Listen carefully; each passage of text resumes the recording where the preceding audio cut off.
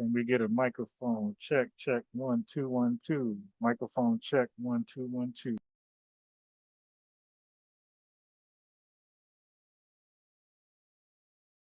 Can we get a microphone check? Check 1 2 1 2. Microphone check 1 2 1 2.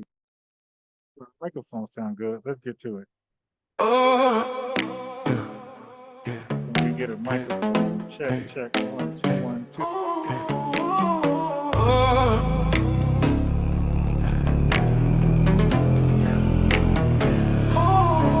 If you wanna ride with us,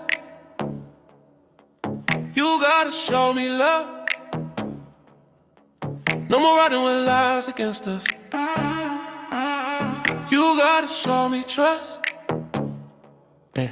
If you wanna ride with us, you gotta show me love. No more riding with lies against us. You gotta show me trust. If you're looking for inclusion, then talk to me. Talk to the family tree. We can all ride when it's time to slide on our enemies. And we can all ride when it's time to override these policies. If you wanna ride with us, you gotta show me love. No more riding with lies. You gotta show me trust. If you wanna ride with us, you gotta show me love. No more riding with lies. You gotta show me trust. You wanna ride with us, you gotta show me love. No more riding with lies against us. You gotta show me trust. If you wanna ride with us, you gotta show me love. No more riding with lies. You gotta show me trust. If you wanna ride with us, you gotta show me love. No more riding with lies. You gotta show me trust.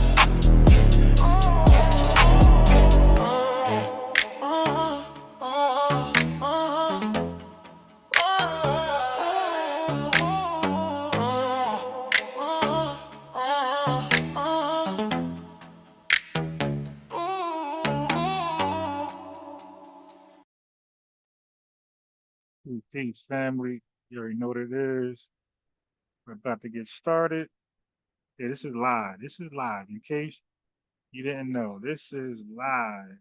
Yeah, we're gonna talk about the fake Black Panthers tomorrow. I'm gonna cook on Anton Daniels tomorrow. Okay. And yo, wait till I break the news. Remember how I exposed Professor James Smalls first, and then everybody caught up 6 months later? Remember when I exposed Lord Jamar first, and nobody still caught up? Well, I exposed Anton Daniels 8 months ago. So I'm gonna remind y'all tomorrow, okay, about that. All right. You dig? So we're gonna pick up. We're gonna pick up where we left at. Hold on.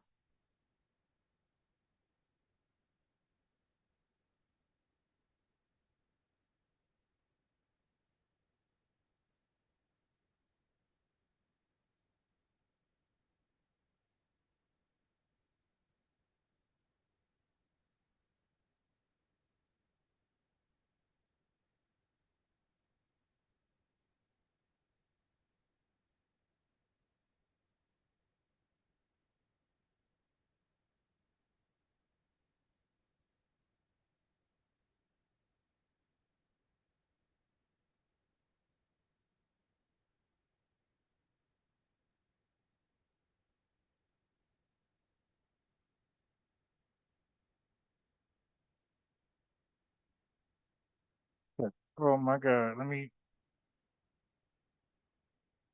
Okay, my bad. I had to expose somebody in the comment section. All right, let's get back to Let's get back to here. Yeah, but family, I'm gonna show you the thumbnail in a second, okay? Of the expose I did on Anton Daniels, and it looks like I gotta remind y'all what I did to him, and then I'm gonna speak on the current shenanigans. You dig? But again, I'm not surprised because of my already expose of Anton Daniels 8 months ago. Okay, so now let's pick up where we left off already. Right around here.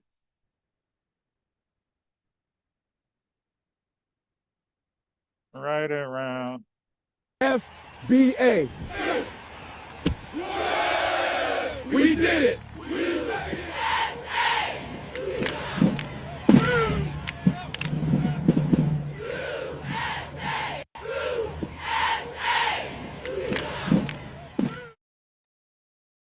There is the flag. Okay, let's look at the flag. This is the 400 lineage flag, and it represents the movement. The movement is Black Anti-Defamation Defense. That's FBA.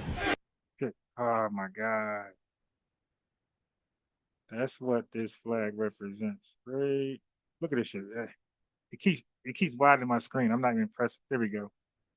That is the Anti-Defamation defense flag right there. That's black. The black is symbolic for the people and the experience, the ethnogenesis. The golden border represents our labor force, the money we brought to this country, culture, innovations, inventions. And this right here, the 50 stars represents the 50 states that they are successful largely due to our existence in this country. And you have the March on Washington speech. This is the civil rights movement, the civil rights speech. Dr. King, A. Philip Randolph, and all the other brothers and sisters who spoke at Washington, D.C. at that time. That's what this flag represents. This is the Black Anti-Defamation Defense Flag. And what is that about? That's about not letting anybody disrespect us. The slightest disrespect we got to call out from anybody. Pan-Africans, coons, tethers, white supremacists, whoever. We got to address it, call it out, and shun it. Okay, so here we are. Let's finish up on this right here. Priorities, though. Why do you feel the need? Yeah, why do you feel the need to? Why do you feel the need to tell people that you own stuff and you own a home and stuff? Because, sir, you came to that doesn't mean anything, though. Lazy, sir. Don't, Get rid huh? of Nigerian monkey. What? Okay, you came to my country calling us lazy, sir. I'm in New York City, sir. Well, and black, that's like the main common stereotype that black. Rant, sir. That's the main common stereotype that black people are stereotyped. And you may be a homeowner, but the fact of the matter is that less than, I believe, 10% of black people in America, black Americans, own homes. So you're talking to me, sir. It's very limited. So you're just a minority. Sir. You're like, if you do own a home, you're an extreme exception. The annoying, zesty voice you're hearing in the background. Let me turn it up. My bad. Let's turn it down. The annoying, zesty voice you're listening to, that is Bushmeat Barrister. Okay? That is Bushmeat Barrister. All right? The zesty tether. We're talking about. You're talking to me. This is Sage talking to you, sir. No, I'm not talking about. I'm not talking about the micro. I'm talking about the macro. Black American cultural overall. It's very dysfunctional. It's very degenerate. You guys, the education. That's cool. That's cool. But let's talk about the bastard Nigerians that are over in this country. Let's talk about that, sir. The bastard Nigerians? What are you talking about? Yes, Nigerians are the most highly educated. Nigerians are the highly educated immigrant group in America. Okay, so I explained this morning playing this that we know, messing with me, we are familiar with hyperselectivity. So we know that all of those bastard Nigerians are hyperselected. They represent 10% of the population. Okay, 90% of the population are degenerates, no education, and this is how we coming, man. This is how I'm coming. I'm coming with the poo shiesty, you dig? Yeah. We come with the poo shiesty. All right, we ain't playing, man. They got who was that? Taharka Tether Bay had plastered Black Alpha Network all over the internet. Yeah, nah, you ain't about to do me like that. Pooh Shiesty, baby, Pooh Shiesty. You dig? Looking like Sub-Zero. But anyway, a lot of the Nigerians are hyper selected. A lot of the Asians, the Chinese people, the Indians, they're hyper selected. That just simply means it's a fancy way to simply say that they filter the Indians coming over here with the H-1B visas, the student visas, the sponsorship. They are filtered. This is a brain gain country. We only allow your smartest, your most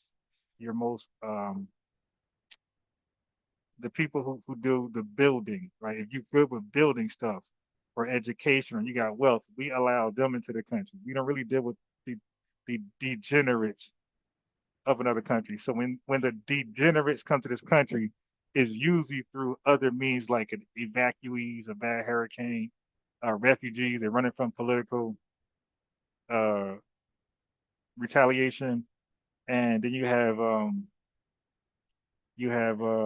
asylees. No, I think asylees. I'm confused between those two. They're kind of similar, but let me see the difference between asylee and a refugee. I think asylees are running from political retaliation. Let me see. Asylum seekers versus. There we go. It got it for me. It's a first search. Asylum seekers versus refugee. Okay. So you know how we do. Let's learn together. Okay, so asylum seeker is someone fleeing. Look at the word. See it right here. Oh my God. Asylum seeker is someone. So why do you get mad at the word? It's right here. Asylum seekers is someone fleeing danger who claims to be a refugee but hasn't had their case legally decided. I knew it was similar. I knew it. While a refugee is someone officially recognized as meeting the international definition of fleeing persecution. I knew it. That's why it was hard for me to tell the difference, to distinguish the difference between these two. I feel like the same shit. Okay, so now I got it. So a lot of these tethers are coming here under this scam right here. They come in here as an asylum seeker, and this is being denied. This is being revoked. But while they're here, they're having babies as somebody who are unofficially in the country. So they do a background check to make sure that this person is indeed endangered politically, you know, in their homeland. And again, they're endangered by their own people. Their own people are the ones reportedly attacking them, assaulting them, discriminating. Their own people. This ain't another man. This ain't the white man. This is their own people. Okay, let's get that clear. It's their own people. Okay. So now we know.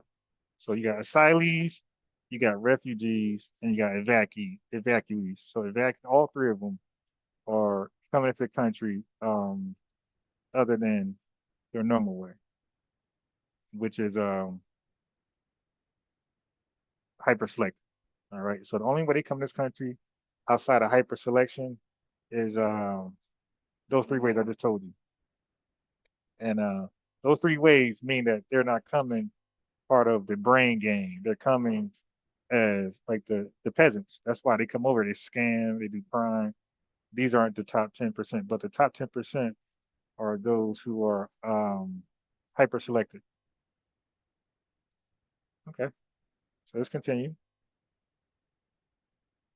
You know, I know Tariq knows it too. It's what you saw. Great. That's great. Now, where's your proof of that?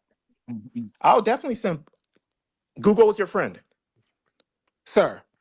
Google is your friend. Just Google it. Again, you're saying things without being able. I don't need a proof. And also, Bushmeat, you're leaving out the fact that you also have the most scams, the most scam degrees, and the most scam diplomas. So you got to put that in context.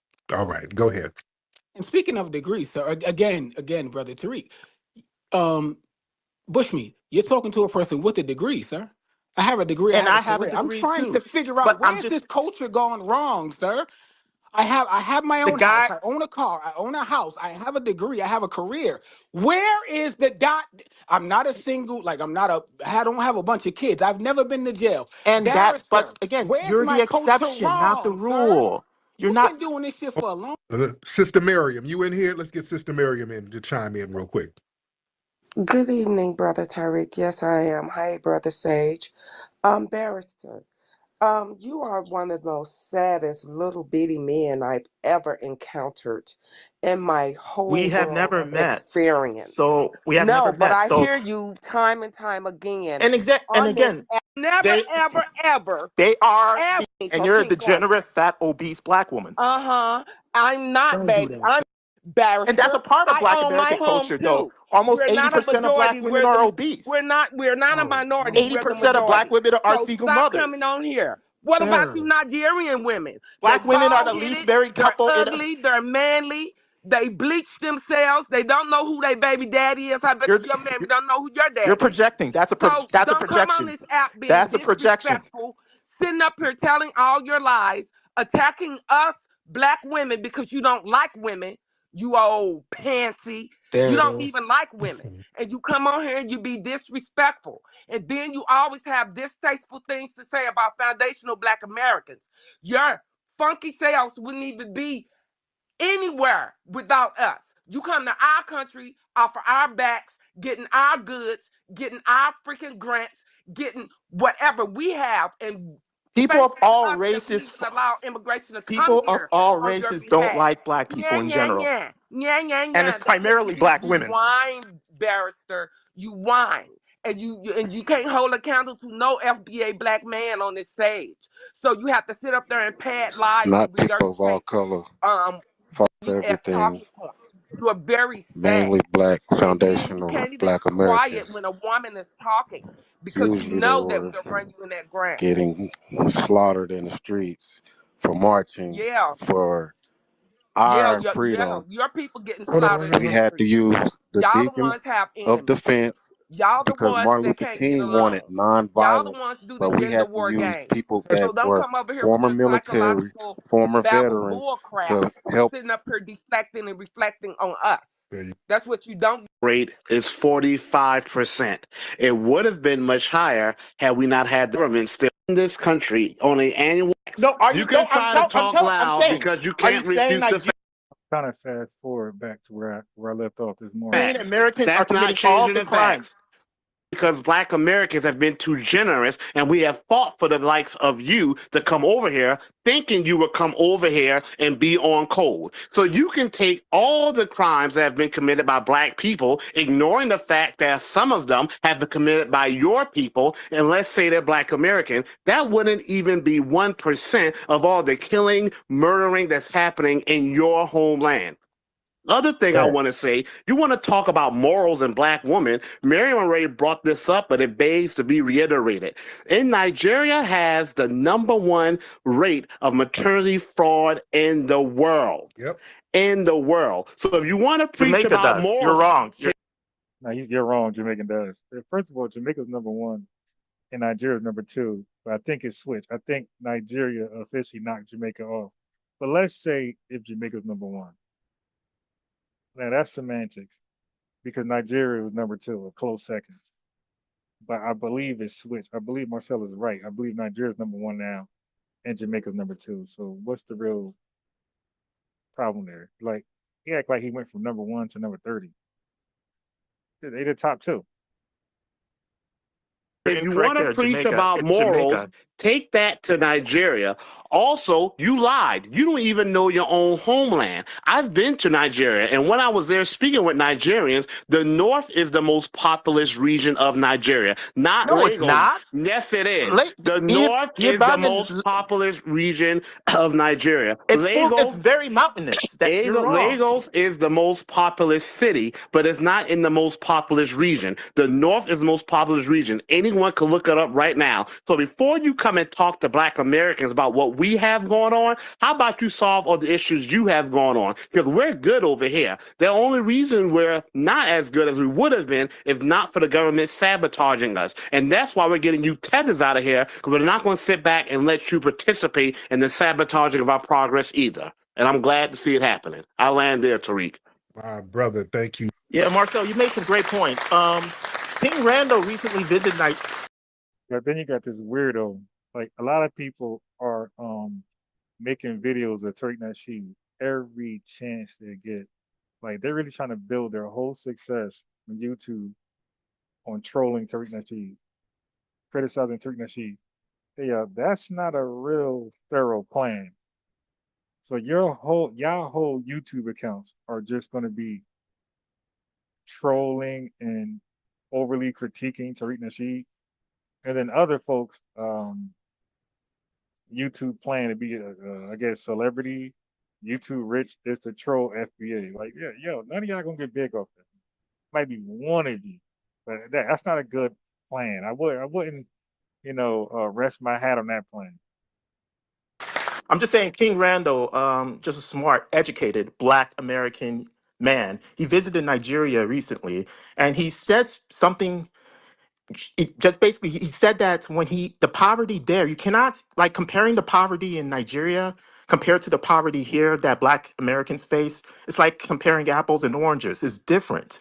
The poverty that Black young Black Nigerian boys face there, I mean, it's just astronomical. I mean, yet they're still happy. They still have hopes. They still have dreams. They still want to learn. They still want to be educated. And King Randall said that it's the complete opposite, though.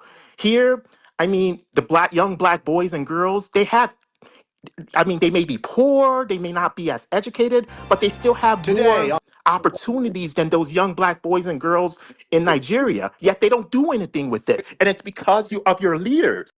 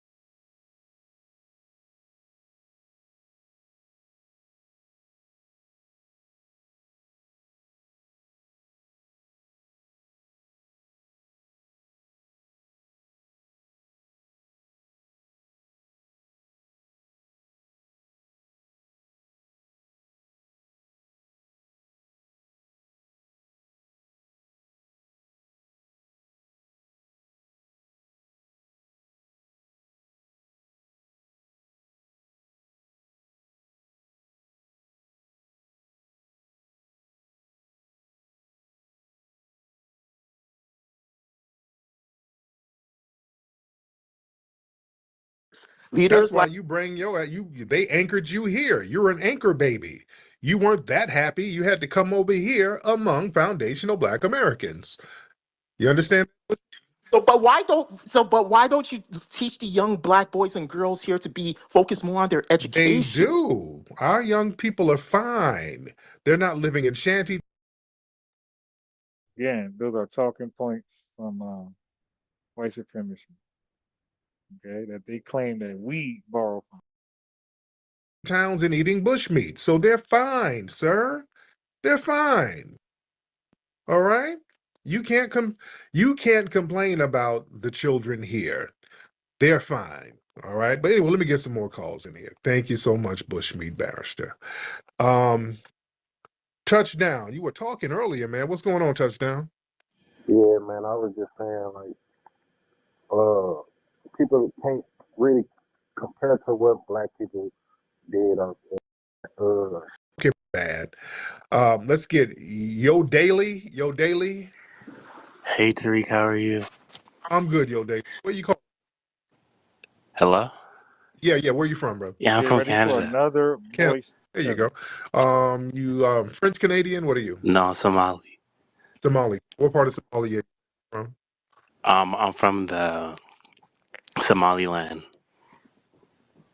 Okay, that's not Somalia. Well, we're the same people. Oh, you're not. So you got caught in a lie. Where you from, for real? You got caught in a lie. Come on, don't from lie. Morocco.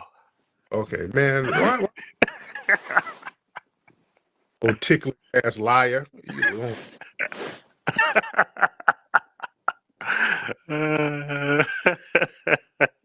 Ticklish and lying. What kind of shit? All right, now let's tell the truth. Now, where you for real? I'm Jamaican. I'm Jamaican. Okay, there you go. And you're not in Canada. What part of Jamaica is your family from? Spanish Town. Really? Yeah. You just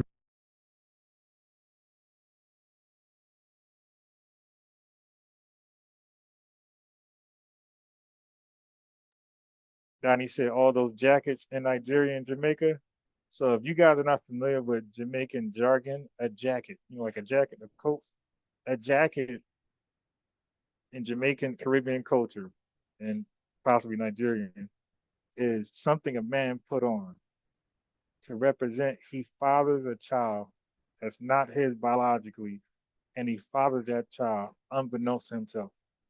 So a lot of these African descent women from the Caribbean and Africa, what they do is they do something that's called paternity fraud, where they go get pregnant by a loser, a degenerate man, and then they'll go blame a man who's more successful, and they'll blame him to be the dad.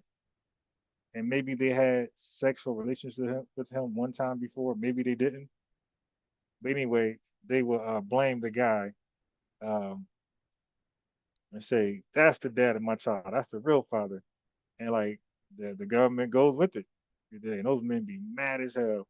They end up beating the hell out the women. All type of stuff happens afterwards. But that is what a jacket is. A jacket is a man that's fathering a child that's not his, unbeknownst to him, or he does know, and he's part of a paternal fraud scam by the woman that he was not in on. made that up too. No, the Spanish Town. Where's that by? I don't know. That's what my mom told me. Are you just saying shit? No, I'm not. I told you the truth. That is just be lying just to be lying. Okay, Tariq. Seriously though. How do you deal with these Nigerians? They're so fucking annoying, dude. Like, you should just stop bringing them up. Honestly, they're annoying. You're annoying. I'm annoying. No, Tariq. There's no one more annoying than Nigerians, dude. English town. Try to get cool points. The Nigerians are annoying. He came online about 3 different nationalities that he's supposed to be. So yeah, you're just as annoying. But how do you deal with them being like bushmeat losers who can't fix their homeland? The way I'm dealing with you, by getting you up out of here. Bye. Get your lying ass out of here. Lying ticklish nigga. Bye, Tether. Just lying for no reason. I'm Somalian. I'm from Somaliland. Oh, well, I'm really Jamaican. Well, I'm really Moroccan. Well, y'all so ashamed of your damn background. The red state. Don't stop being ashamed of your background. Good Lord. Oh, goodness. All right, let me get some people in here. What's up, Rashonda? I see you down there, beloved. Oh, man. Let's get our protect your neck. Protect your neck. Hop on in. All right, come on now. Y'all don't request to get on and then don't get on when I bring you up. Let's get a Mero. Yo, what's good, Flex? Hey man, how are you, brother? I'm maintaining, man. I just want to, salute to you all that. I caught you a bunch of times when you was doing lecture runs out here in Chicago and shit like that. Watch Hidden Colors out there to Chatham and all of that. Oh, yeah. And get that. I just want to throw that out there. Shout out to the whole FBA family. I appreciate all y'all for rocking and, coming together and doing this shit. But, the reason why I requested is because Buddy was, Bear Steer dude was talking all that shit, and I had stuff to say to them and Tethers in general. But Marcel kind of chopped up a lot of points that I wanted to get to. But ultimately, I'm going to say this, and I'll get up out of here. Look, man, y'all know that all that stuff ain't working. All that caping for the white man that destroyed y'all whole homeland and just now bombed y'all whole area. Y'all ain't got no smoke for them. But y'all still going out y'all way to talk crazy to the only people around the world that done held y'all down or made it available for y'all to have any kind of inkling of success in your life. So like, stop the bullshit and rock with us, or just get erased, because the people who y'all caping for, who y'all using y'all melanated brain to try to find, to wiggle around and try to find ways that, oh, well, what about this statistic and per capita? Like, you doing all these stupid ass talking points and it's getting you nowhere, and they still doing y'all in. The only people who even got any kind of movement is us. Stop the bullshit and either ride or die. Like, I don't know. That's all I want to say, bro. I'm going to get back to listening, but salute to everybody. No doubt. Thank you so much, Amiro. I'm no longer much. All right. So now next one. So that was a closeout in gatekeeping black. Okay. So what I was pointing out was this right here. So let me just go back to the point out. Because we don't need that public blowback, and these frauds, it already affects us, because number one, it drains public resources that could go to us, and also it undermines legitimate claims that foundational Black Americans make for reparations and targeted investments and restitution. See, this is why we delineate, because these little foreigner frauds that they do, that gives opponents the ammunition to say, hey, see, if we give Black people something, all they're going to do is abuse it. No. No. We ain't trying to do all them little scams. Not us, not foundational Black Americans. We're not trying to do all these little scams. We're going to make our money work for what it's supposed to do. And again, the narrative was not anti-immigrant. It's all about being accountable. This is all about people being unchecked and having access to these programs using their melanin. Right. Melanin. See, what happens is, man, the state and the cities will give these people all of these resources that they piss off, and then the state will be like, okay, well, we gave some reparations to Blacks. Great point. And look what... See, and that's why we gave this to Blacks. That's why we got to stomp hard on this. And, we need, like, this message got to go out. You have to take it seriously.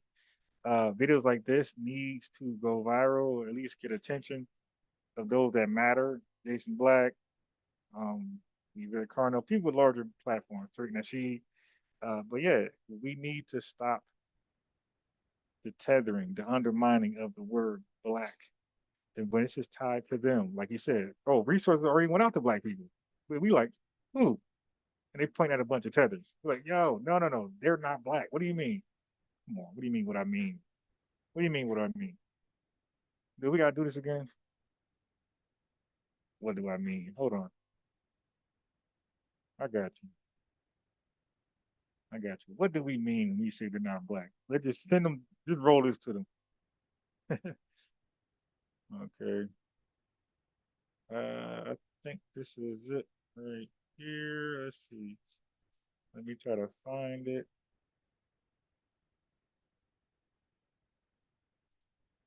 Where's my intro? I think this is it right here. No, none at all. Where were the respect in my heart? At all. Built this country too. You're just starting to get this nation. This country too. African this thing get known as a Black. I'm not an African American. I'm an American.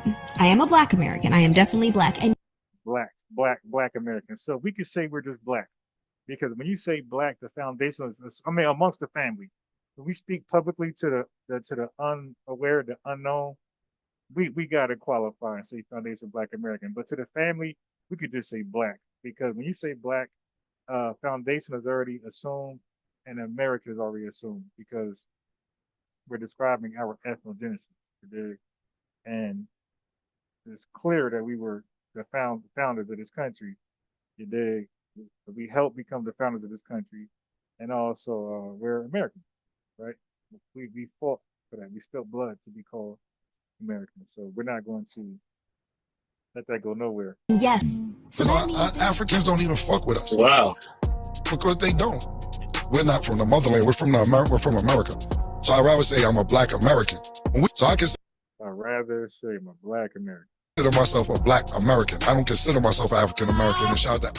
Yes, I'm Black. I'm proud of it. I'm Black and beautiful. You see that? So he used Black as a standalone ethnonym. He didn't qualify the Black with foundational. He didn't qualify the Black with American. He just said, I'm Black and beautiful. And that's exactly what a standalone ethnonym is. Okay. So amongst the family, we just could say Black. In the public, we gotta qualify because we got tethers being grouped into this Blackness. So until we straighten that out, we have to say financial Black American, but it's definitely a standalone ethnonym. Check it out. Yes, I'm Black. I'm myself African American and shout that. Yes, I'm Black. I'm proud of it. I'm Black and beautiful. I am not Black, okay? Hear me out. Growing up, my So family, they know they're not. Okay, they know they only become magically Black when they come to this country because they fill out a form, checkbox.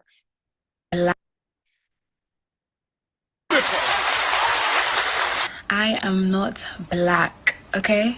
Hear me out. Growing up, my mom absolutely hated when we refer to ourselves as Black. She said her mom hated that word. That's serious. She's like, you're not Black, you're Nigerian, you're African. I feel like the term someone is Black obviously comes from the slave era. Stop referring to yourself as... And family, this is how they all feel, regardless of what they say. And they also believe when you call yourself Black, you don't have culture. So why would they take on the word Black? They would then befit the stereotypes they give up. Okay. It's Black, you know, if you know where you're from, you're raised in a certain household. I feel like when we say Black, it just sounds so harsh and like, this is Black. I'm brown, you know, I'm Nigerian at the end of the day, like that's who I am. So you've got a depth. Okay, so that coupled with this. Out and saying they is African, Mali. If you know where you're from, why Ethiopians is ethnic nation. You know, Somalians are Somalians, Ethiopians are Ethiopians, Nigerians are Nigerians. Ain't that my argument? She's saying exactly what I say. I say, no, they're not Black. They're Ethiopian, Nigerian, Jamaican. I mean, this is wild. You know, Nigerian, Ghanaian, Malian, that's his ethnic nation. You know, Somalians are Somalians, Ethiopians are Ethiopians, Nigerians are Nigerians. Like, if you know where you're from, why refer to yourself as a color? There's no country called African. He's either Nigerian, Ghanaian, Malian, or that's his ethnic. Look, Prophet Small said the same thing. So we all agree. Like, people want to play dumb, but we know we're the only Blacks. Everybody else is just where they from or their tribe. Nation. Racially, we are together, but economically, we may well be enemies. At a building made famous by the man who freed the slaves, Obama isn't the descendant of slaves. So to make and to be DOS, you got to be Black. Okay, you see how that works? It all comes back full circle. You can't be Black if you're not ADOS. If you don't come from the lineage of American descendants of slaves or slavery, it's impossible to be Black. They come together.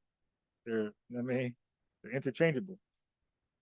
Okay, but this is not hard to understand. The point that Kamala isn't a foundational Black American, all roughly defined. Foundational Black Americans, the descendants of American slaves. See? So when you say FBA and ADOS, this comes full circle. They're interchangeable. It's impossible to be ADOS and not FBA, and it's impossible to be FBA and not ADOS.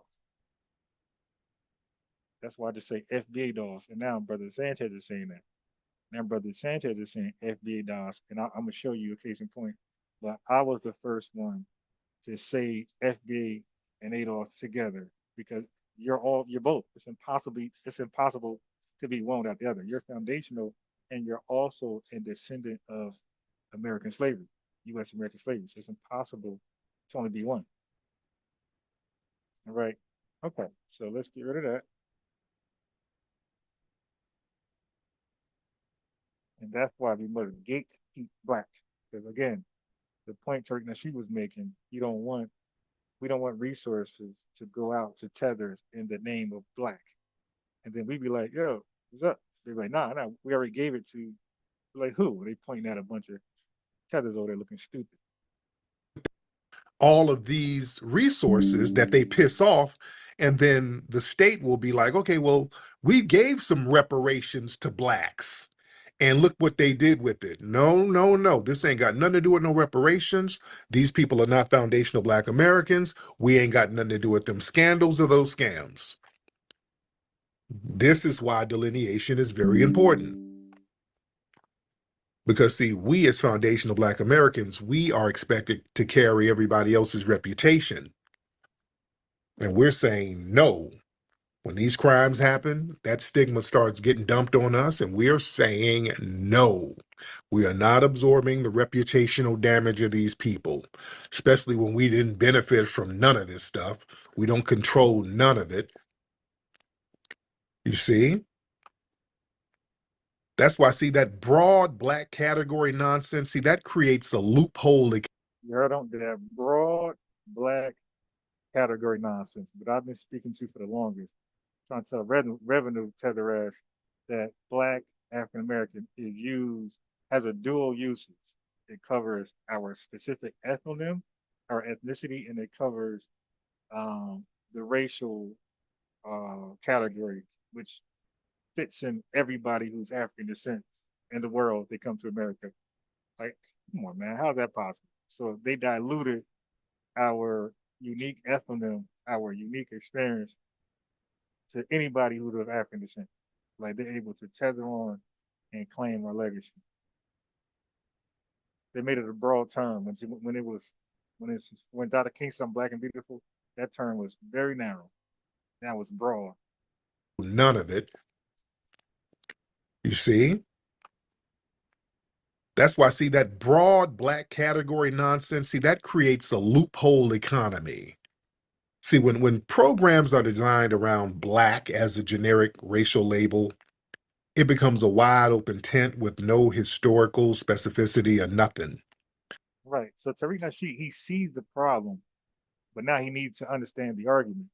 And I put forth, I believe, the best argument why we're the only. So it relieves Tariq Nasheed of the pain to keep explaining they're not Black or they're not Black like us. No, how about they're just not Black? They're just an immigrant from this country or that country. And that broadness, that creates a loop economy where people with no tie to America's specific anti-Black harm can access that same pipeline. Mm-hmm. While the group who's morally justified, foundational Black Americans, to get these resources, we stay under-resourced. So yeah, this is why delineation is very important.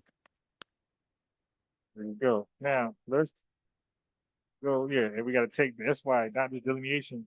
We got to take back Blacks. Now let's go here. But first of all, let me show you this, family. What you're looking at. I mean, what's up with my flowers? I get my flowers. So this guy he's been making news today, right, for being a coon. Family, this is 8 months ago. So you see me, I'm calling out people almost a year ago, and people are finally catching up. This is my channel right here. FBA News Updates. And you see 7 months ago, 8 months ago, calling this Clear out, this zesty dude, okay, who's like a suspected tether. You don't really know where he's from. He might make a little money off YouTube now, but his claim to fame is Fugazi. Right? He's a fake guru. He used to sell like get rich packages. Like he claimed that to help this company, help that company fortify the line. That this guy was a fake rich guy, like a lot of them out there. Fake rich guys who fake it till they make it. Till they make it. He got probably a little paper now from YouTube and donations, whatever, sponsors, advertisement, things like that. But when he got on, dude was broke as cat shit. He faked it till he made it. But I want to show you guys. I'm by Ron. I'll be up on this stuff. Look, 4,000 views. Like, I'll be up on this stuff, man. So I'm gonna play this video tomorrow to catch y'all up. I'm always I did the same thing with Professor James Smalls. You guys finally caught up. I've been exposed him 6 months ago. Lord Jamar is going to come back, and if he keeps being visible, he's going to come back into news. And I exposed him 8, 9 months ago. Yeah, Lord Jamar. Anyway, let's go here now. Done enough and a lot for you. Where's the other side of the coalition? What have you done for us at all? Go. Tariq, you're still not giving me a therefore. What have you done for us? That's not the argument on the table. The argument on the table is we're talking about coalition building. What have you done for us in this coalition? I just told you what we did. You said, oh, that's the past. Okay, what have you done in the past to help us at any time? Go. Right.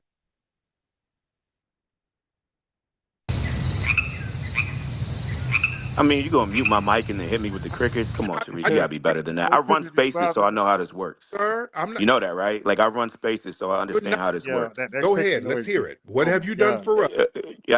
So let me say, if you gonna mute me and then throw the crickets on, you being disingenuous.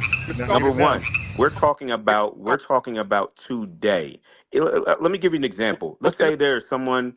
I'm muting you now. I want you to answer that question. What have you done today, yesterday, the day before, the month before, the year before, the decade before, the century before? What have y'all done, period, to help foundational Black Americans? You're not muted. Go.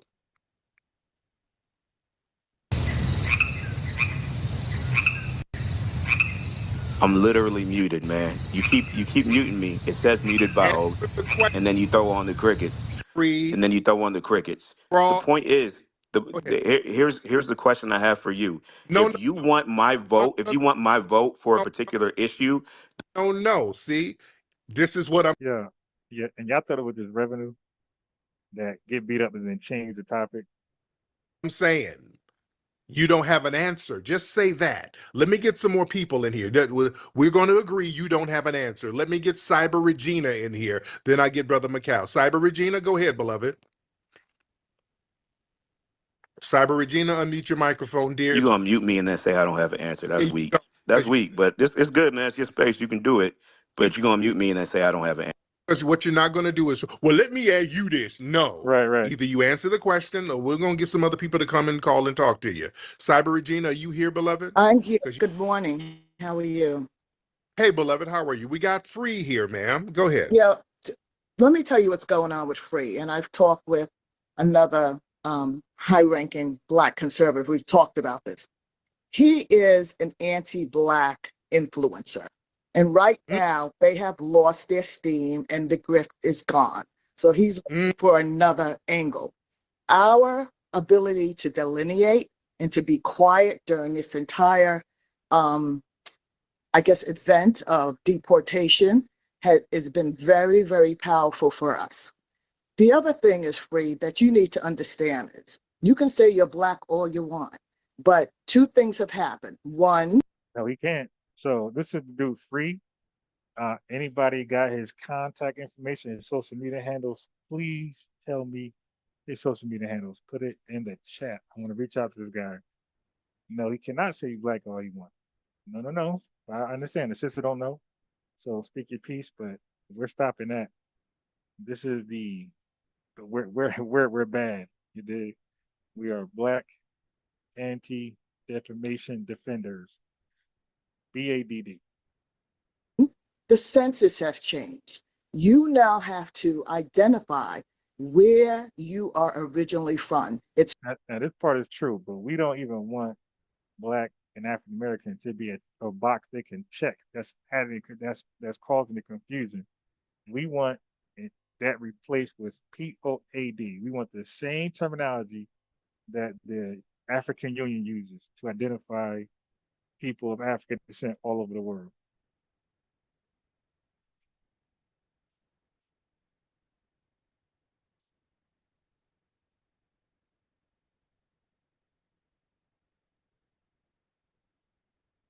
Look what comes up. People of African descent are a diverse global population with ancestry from Africa. We want this acronym to replace Black African American, or you could just split it out. You could say people of African descent. Okay, forming significant diaspora communities, especially in the Americas, due to historical slave trades who have profoundly shaped global cultures while often facing systemic discrimination, prompting international efforts like the UN's International Decade for People After look, the UN International Decade. So even the United Nations use this acronym, People of African Descent. The UN uses it, and also the AU, African Union. So this term, people of African descent, to describe people of African descent is very popular globally. It's only non-popular in America. That's why I say it's a deliberate attempt to dilute us, to undermine us, to sabotage us, to cause confusion. It's a deliberate attempt to do all those things.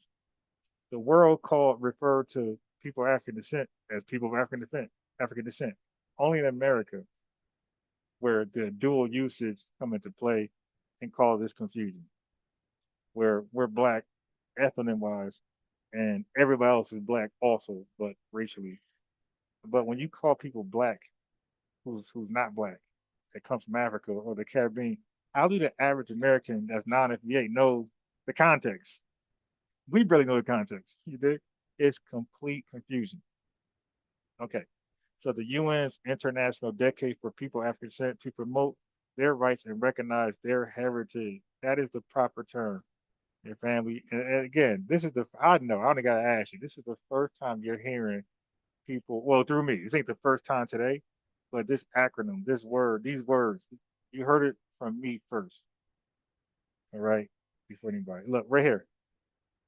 United Nations. Look, welcome to the United Nations.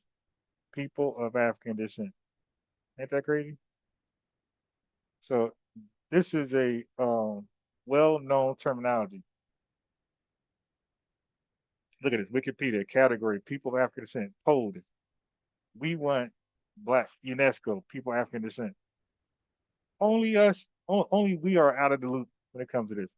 Now let me see if they'll add this in there. So now we see clearly the UN describes people of African descent as POAD, P-O-A-D. Let's see if the African Union uses this terminology. So this is my nuclear bomb to those Pan-Africans. Look, the African Union, AU, views people of African descent, the African Diaspora, as the sixth region, a vital part of the continent, formally integrating them into the structure. But we have people of African descent. This terminology is popular, okay, everywhere but besides America, where they're purposely sabotaging us, undermining us, and including everybody to our unique ethnonym. That's why we want Black African American off the census forms. But we want POAD, P-O-A-D, people of African descent.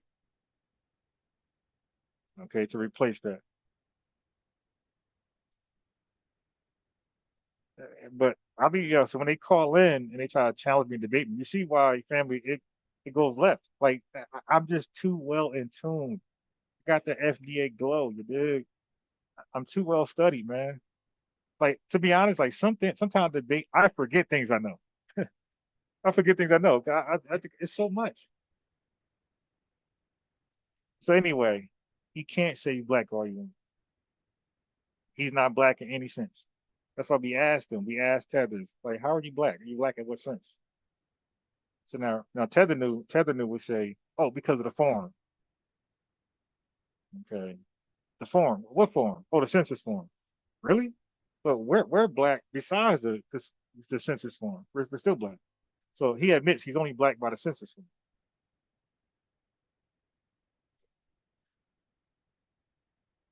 Hold on. I got one more thing.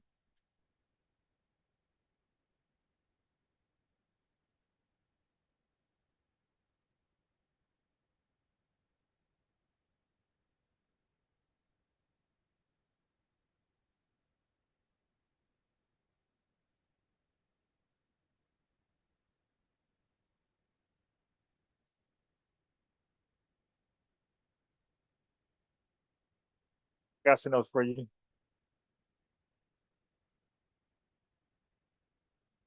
All right, family, check this out. So that's why I told Tether, I said, Tether, I'm just gonna throw you off. I'm not trying to go back and forth, my guy.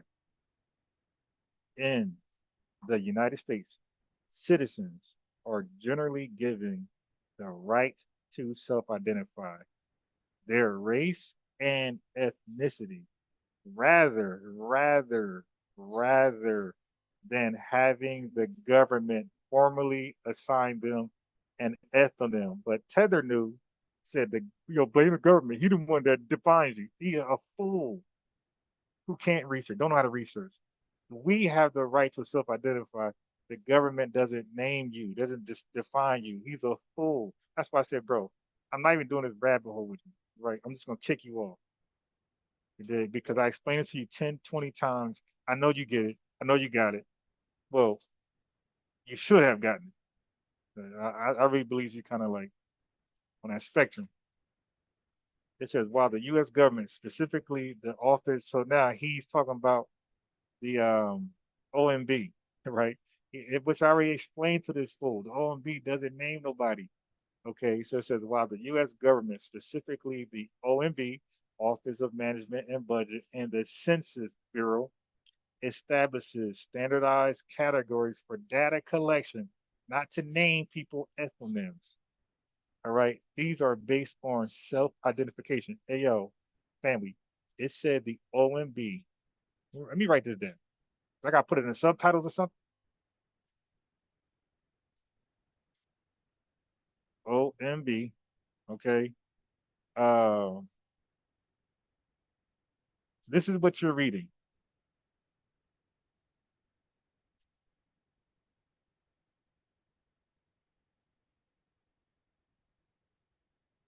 Okay, so family, which one comes first? Which one comes first, family? Do the census come first or do the self-identification come first? So when he called the other day, I said, bro, you got it wrong, man.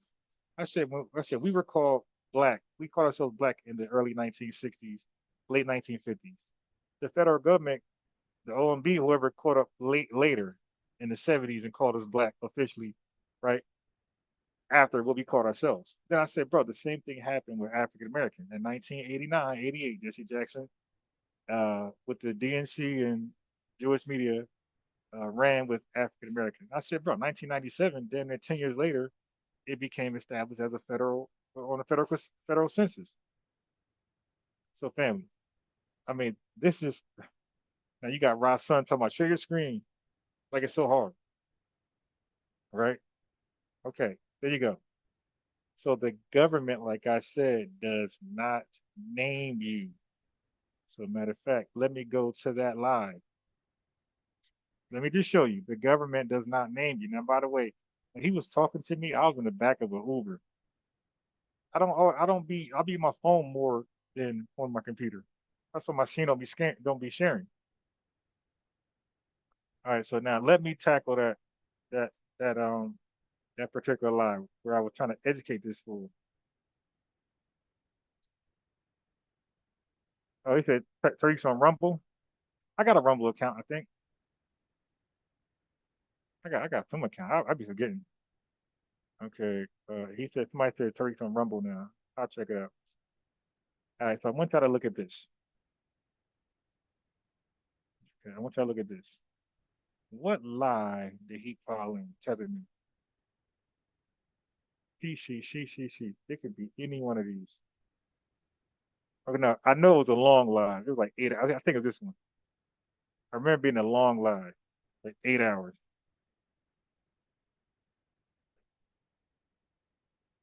People come from slaves, you know, and so it's like, yo, man, what did you? Let me take this one. Determined to keep the protests going. Move they make. Okay, wasn't this one? Okay, so it must have been a 5-hour one. So it must have been this one. But I know it was a long live. All right, so family, keep in mind, I'm freestyling. I'm in the back of an Uber. All right. And I'm trying to use coded language because the person driving is a African descent immigrant. Code. Okay. So I'm trying to keep it light. They are encouraging us to put FBA. Okay, here we go. No, we're not talking about that. I was talking about why we should use the term African American. No, you just see how you just tried to fucking confuse yourself? Right, so family, so you're gonna hear myself and Kwame debate this. Stop me when I didn't read. Stop me now again. I'm freestyling. I'm on the phone in the back of Uber, not Googling nothing. Stop me when I didn't pretty much say what's on the screen to this tether. Family of a conversation with Pan-African and James. I gave it a good piece with the same that the African wait for revenue. Stop calling. So they're checking African American, and then their home country is listed at the bottom, and they select that one next, right? To be more specific, he's about to call in. Anybody, what they're in out, and who morning it'd be a real 2 o'clock. I heard you. I just heard you kept saying, if anybody could debunk this, call in now. So I was like, oh, okay, let me call in. See what I could, you know. That's replay. But yeah, so how you doing? So what are you planning on trying to debunk? And who was saying that? Alexa or me? No, you was playing Chief X earlier. Okay. I guess you were Chief X was debating. And I was trying to figure out, are you saying that Black American is an ethnic group?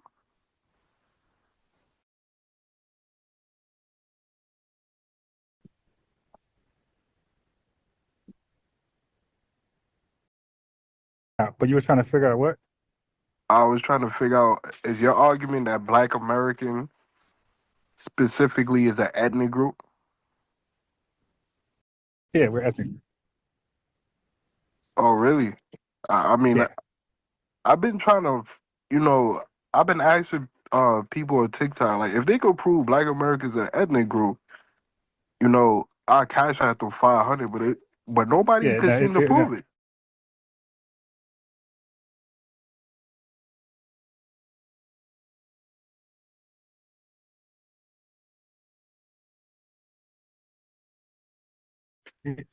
Yeah. Well, nobody trusts you to send them anything. We know your culture is known for scamming, but it's a ethnic group. It's an ethnic group. Is that by your definition or the U.S. government's definition? The U.S. government don't define us. I think we went over this before, and I'm about to throw you off in a second. That's a family. So you heard him? You heard him? He said the government defines us.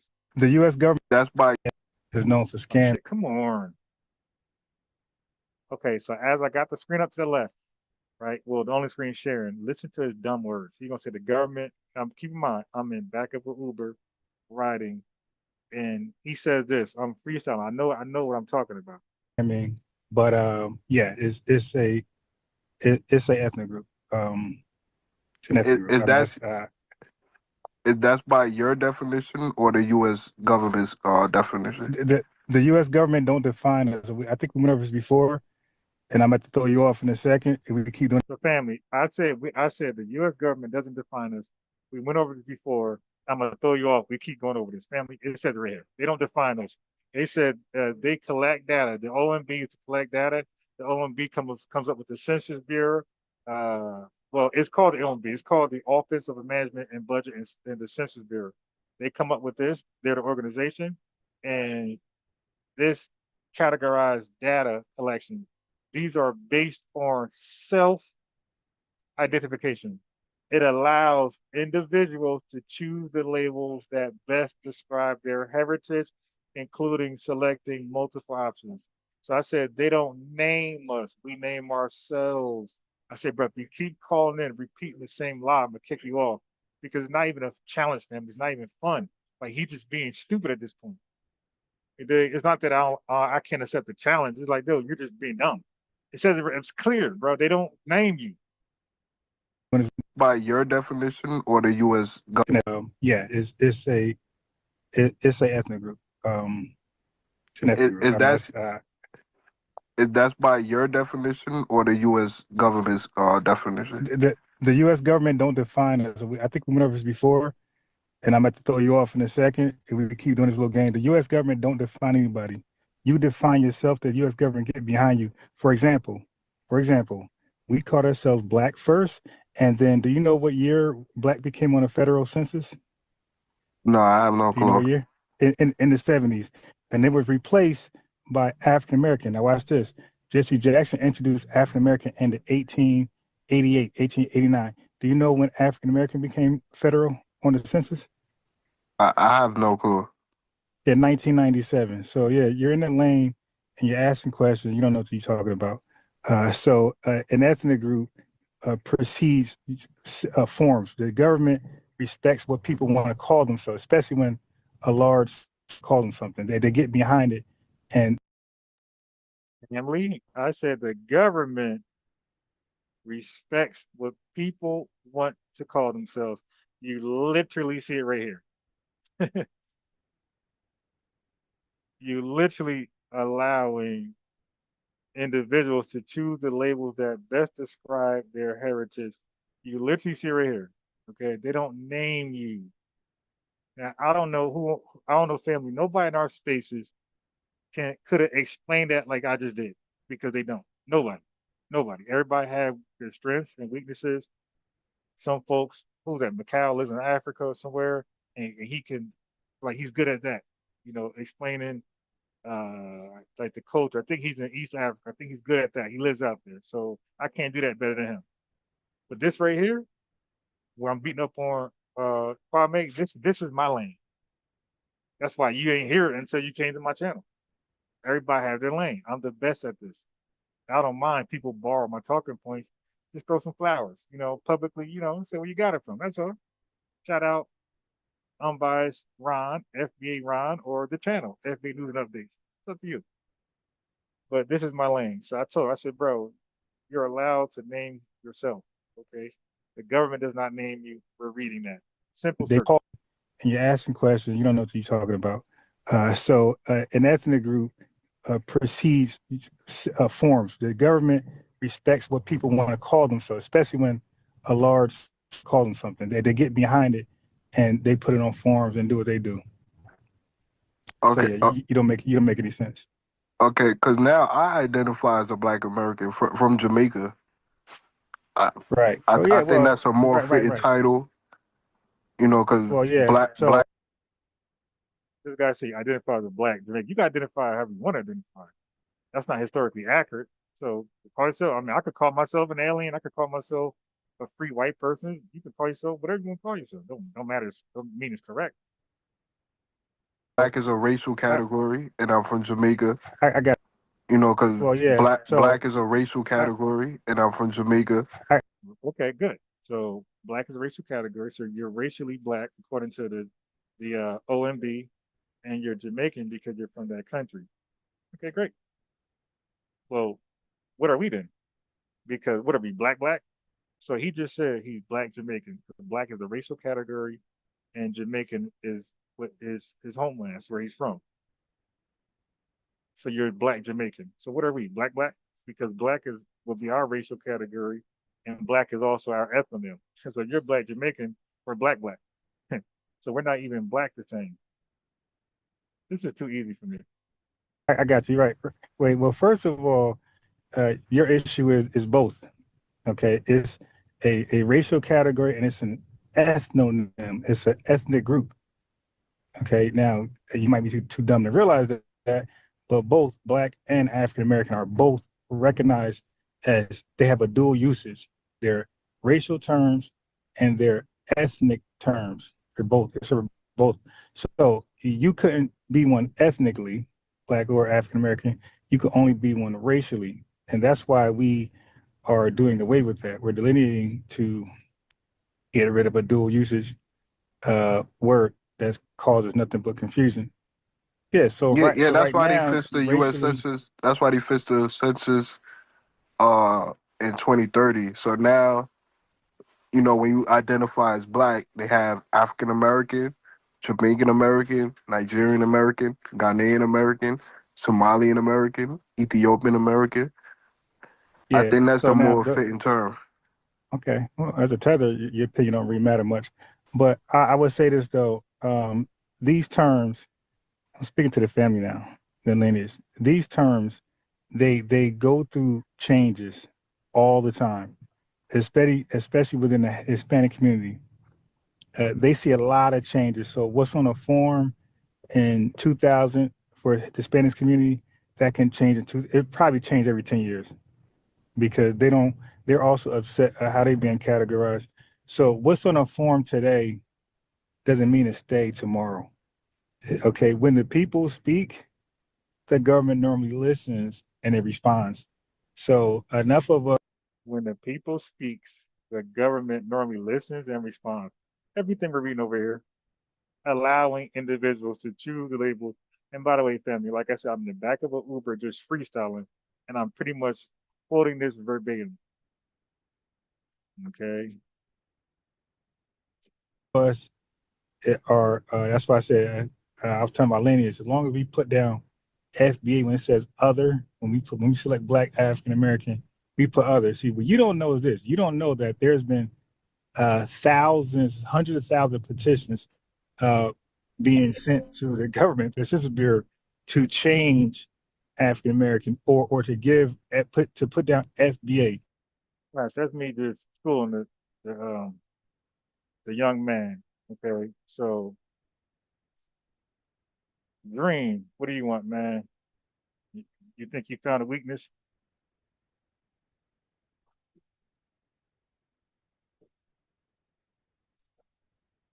Go ahead, Dream. Unmute yourself.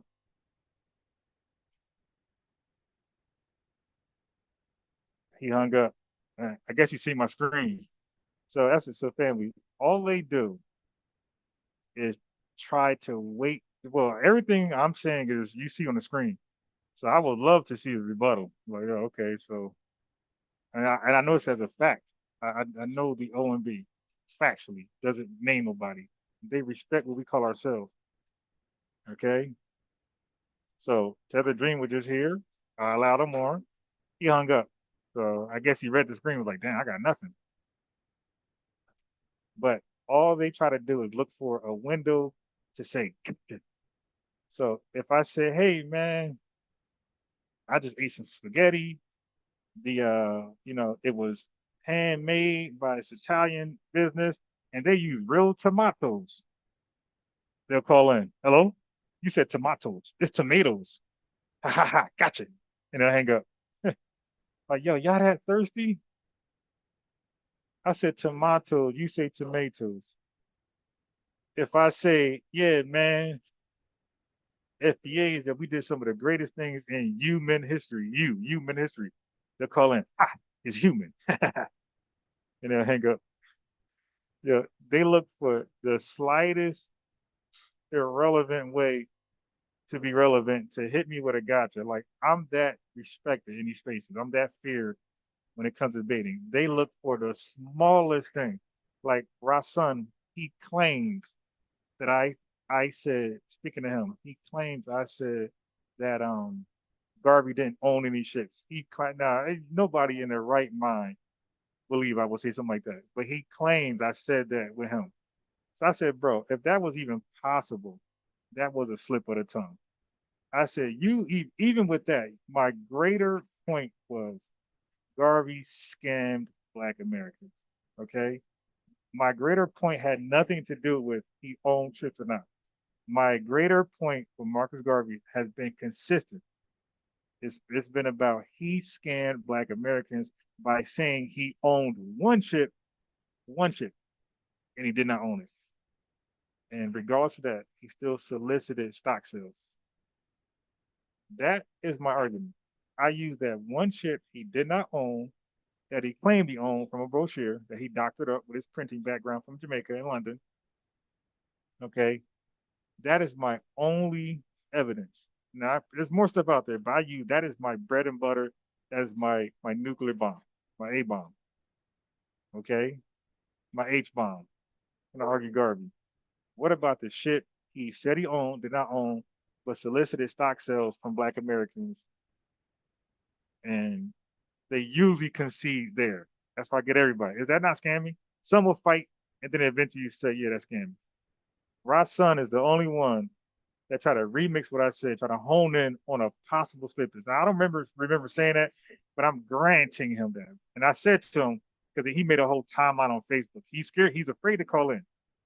So what he did was he made a timeline like with me tagged in and just supposedly put me on blast, all of his yes men and yes women on his timeline. Like 35 people. Nobody watches this guy. He's been irrelevant his entire time on the net. And now all of a sudden, I don't care about the net no more. Dude, you were on Sonetta cloud chasing. He's on my channel. He's on my panel 1,000 times when I'm live. Cloud chasing. He's on Garfield. He's on he used to be everywhere cloud chasing. He just became smart and realized this ain't for him. He don't attract people to want to listen to him. He's that smart. So, but now he want to bang on people who got attraction, the powers of attraction, which I call the glow. Now you want to bang on people who got the glow, who attract people to come and listen. Oh, nah, you guys, yeah, bro, you forgot you was everywhere. You forgot. You realize, you were smarter than the other guys, Chief Karen, Agent Unk, where you realize, okay, this ain't for you, and you tapped out. You dig? Now he's on permanent tap out. Let's go. You might have been on mute when I said this. Oh, okay. So, family. So, in an Uber, driven by a tether, I explained to him off the top of my head what the OMB does do and doesn't do. I said we name ourselves the OMB listeners. Oh, really? That's what it is now? And they write it down. Okay. They put it on a form, or they leave a section for other. And I'm telling you guys, everybody needs to put when you fill out forms from now on, and it says, what are you, Black American? Check that box. If there's another box that says to have you elaborate, put FBA. So check Black African American and put down FBA, or you can spell it out. Put Foundation Black American. Make it legible. Don't be scribbling. Make it legible so you know what it says, and then parentheses put FBA. So because they might not know what FBA stands for. Because FBA in the learning system, in the learning institutions, is like, I think it's a learning disability for like kids and stuff. So FBA is a real acronym for like learning disability, I believe. So make sure you put Foundational Black American legibly, and then in parentheses put FBA on every form that requires you to identify yourself. Check Black African American, and in the other put Foundational Black American FBA. I do that. Because again, I was trying to tell Tether News, the reason why FBA is not on forums now, because they're like mixing it up with a political group. And no, FBA is not a political group. It's a lineage, the name of a lineage, and there are political people within the lineage. And there's some who are not. Some who don't vote at all, like myself. Not yet. Like, I don't vote at all. But that don't mean I never will. Just didn't really have a good reason to vote. Okay. So now let's go back to Tariq on the importance of gatekeeping Black.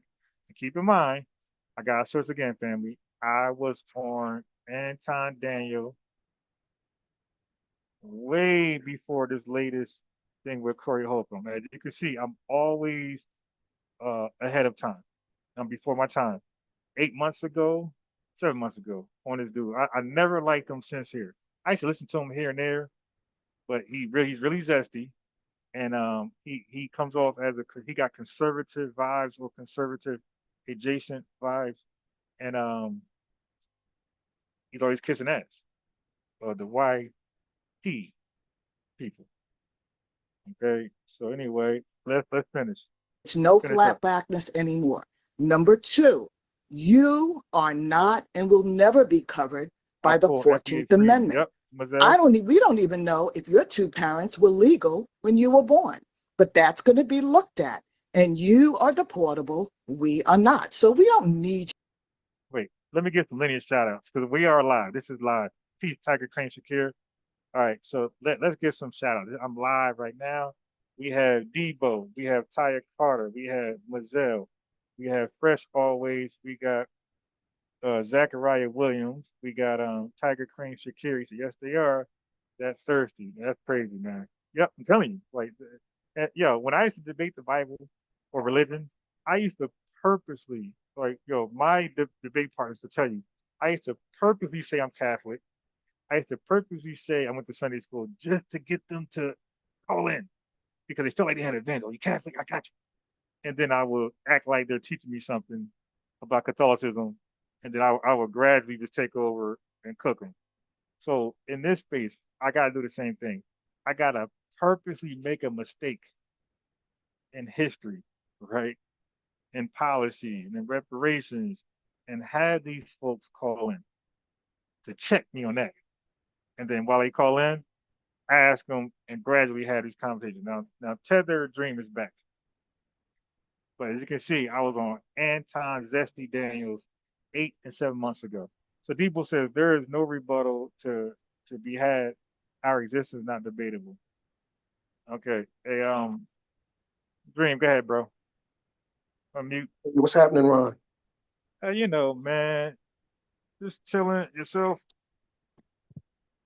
I'm doing the same, man. I'm chilling myself. I can't complain at all. I get time to chill now and then. Yeah, I'm making time for myself again.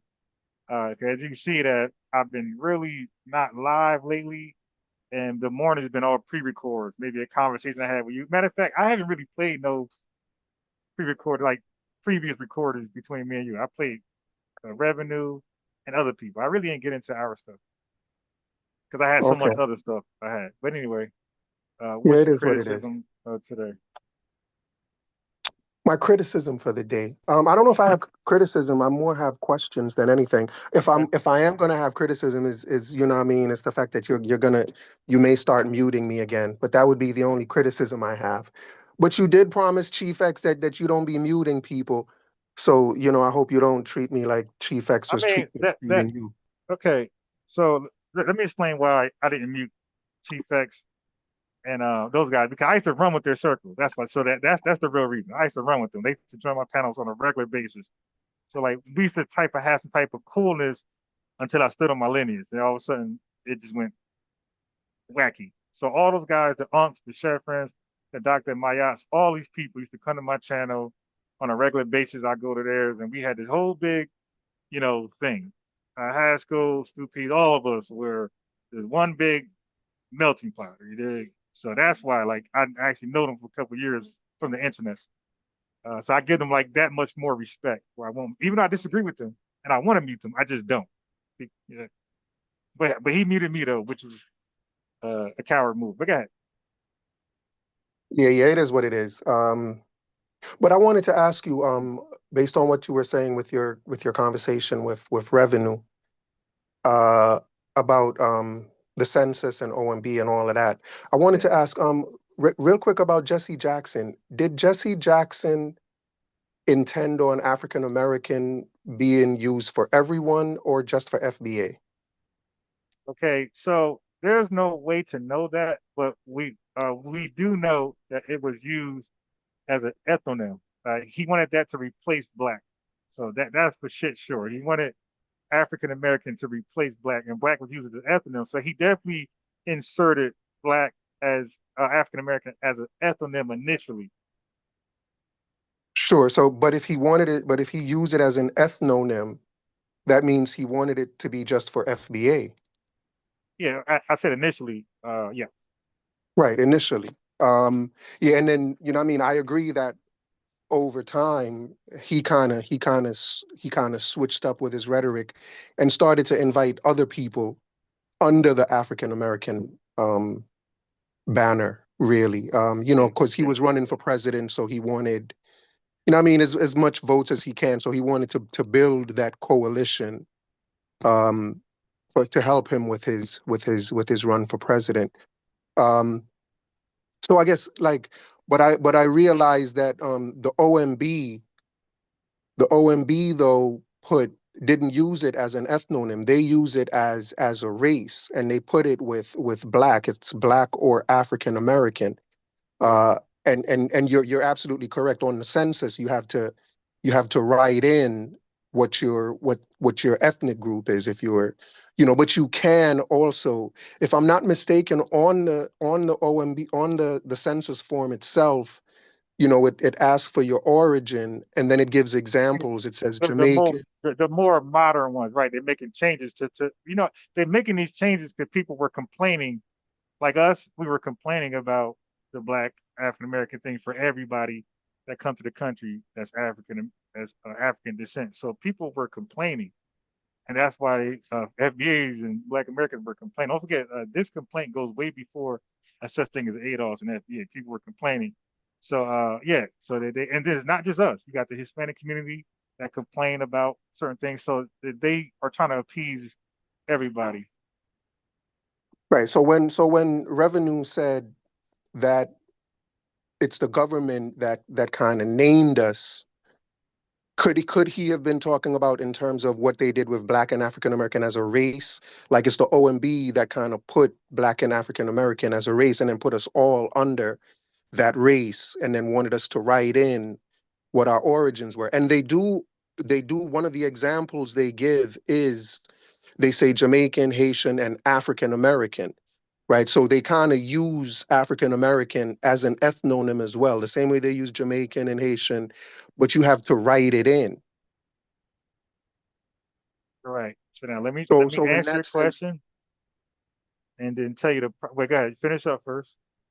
Right. I was just saying in that sense, it does use African American as the race umbrella, and then it does allow people to write it in as their ethnonym. Okay, so now So that's I why would I say, pick, wait, hold on. let me just say this last thing if I could. So I would pick, my race would be Black or African American, and then I would write in Jamaican as my origin, but you would pick Black or African American as your race, and then write in African American as your origin. Yeah, right now. So let me answer your question and then explain the problem with that.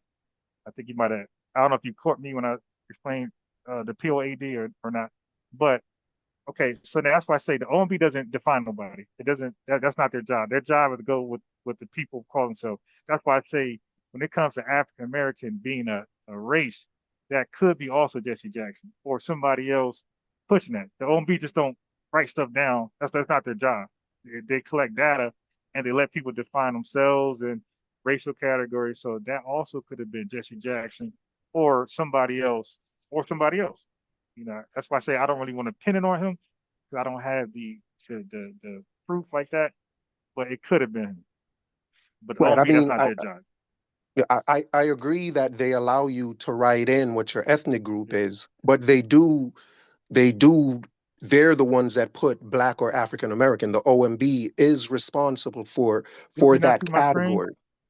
Did you not see my screen? My screen is they even when it comes to that, that's why I'm telling you right now with the race thing, you got Asians, that's inclusive to everybody of Indian, Chinese, and they're complaining like, hey, no, they're not like us. Because you think of Asian, you don't think of an Indian, right? You think of Chinese people, but Indians are Asian. So Chinese people got kind of like the same issue like we have. When you think of Black, you think of Black Americans. You don't think of people from Jamaica, people from Brazil or Sudan or Africa. You think of Black Americans. So you have a Black on Black crime. We get the bulk of, hey, it's Black people, Black Americans. So same thing with Asians. Like when it comes to Asian stat, they get all of it because you think of Chinese first. So they got the same issue. So they kind of want that off as well. Like, no, take that Asian stuff off. And you had the same thing with the Latino community. Hispanics, words like that, like they don't like that. Like, oh, that don't represent us.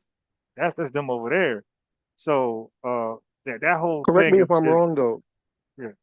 Correct me if I'm wrong, but I think Asians, like under the Asian race category, it actually lists certain countries. It lists Chinese, Cantonese, Indian, like it. The OMB actually, they don't have to write those in. They get to check them off.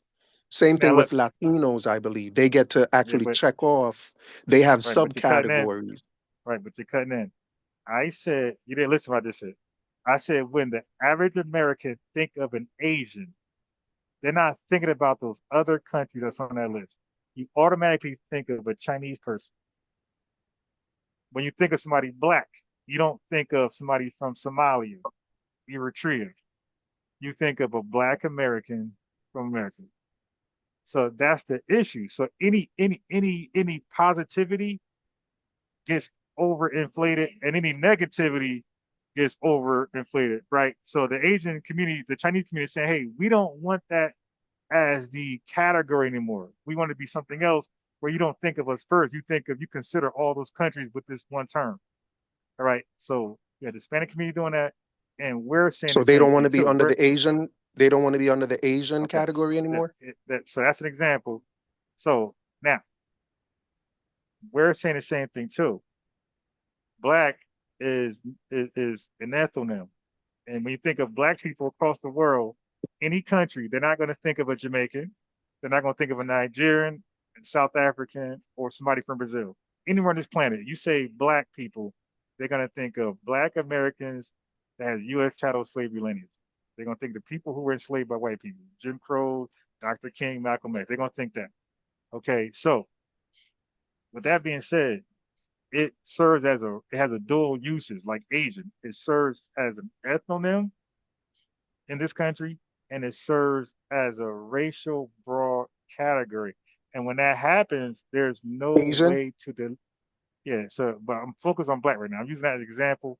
I'm focused on black. So when that happens, there is no way to differentiate. There's no way to delineate the trauma and the harms or the discrimination or systemic racism effects, the ripple effects that's happening to black people who initially suffered Jim Crow, convict leasing, deprivation of the HOLC, FHA, the people who suffer from racial zoning laws, restrictive covenants, the people who come from descendants that the Freedmen Bank was, bellied up. So when we look at them today, it's almost impossible to see exactly what the harms are doing to these people today, because you have other people grouped up as black and African American who comes from a whole different experience.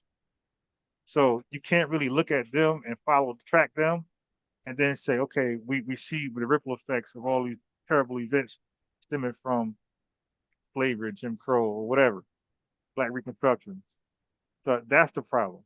So, and then also when you have a redress, you kind of like threw me off. You kept chiming in, but we dealing with a redress. The harm that was done when we go to get compensation, whether it's in forms of policy changes, resources, or even money.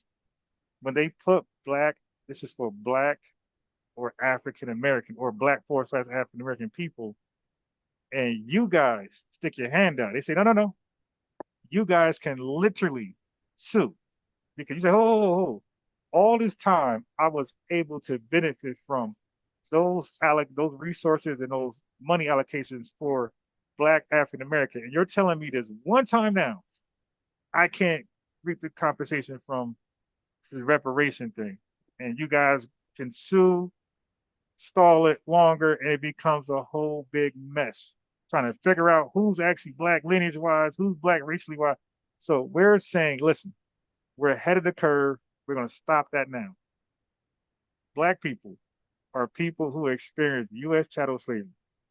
All right. It's an endonym named by black people. Okay. Everybody else who's African descent, they come to this country as a Jamaican, as a Nigerian, as a Caribbean, West Indian, Yoruba person, and they're only black in this country for the first time. The first time you guys become black on any real official form is here. And it's a check. You're allowed to check the box. It's not that is exactly representing you, but you're allowed to check this box. So this blackness, this African Americanness is magically spread to all of people that's African descent. So the real term that's being used, I don't know if you came late, but I'll go over it again.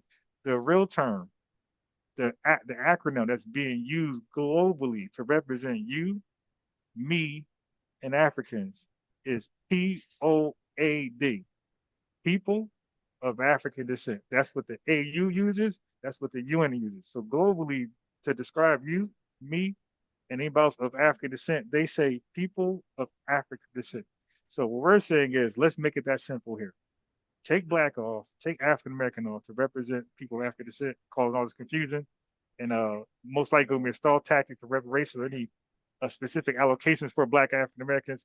Stop the confusion, black on black crime, stop the confusion, and just call everybody of African descent that come to this country or are already in this country, people of African descent. And then under there, those same check boxes, Jamaican, you could put FBA, and then you could be specific.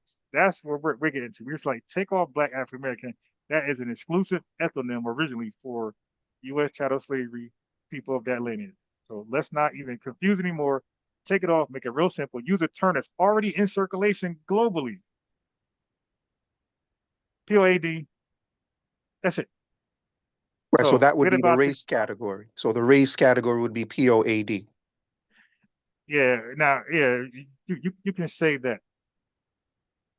Right, the same way the race category now is black and African American, you would prefer that the race category be P-O-A-D, and then a subcategory for FBA, the subcategory for FBA would be.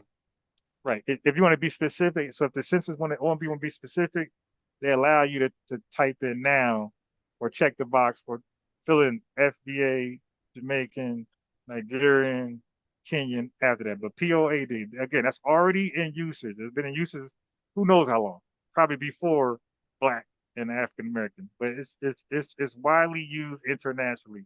So we're like, let's be consistent with the world. Let's put that there. Nobody's confused. These are the people. So now nobody's gonna be confused of a Jamaican person saying they're African descent. They're like, yeah, duh.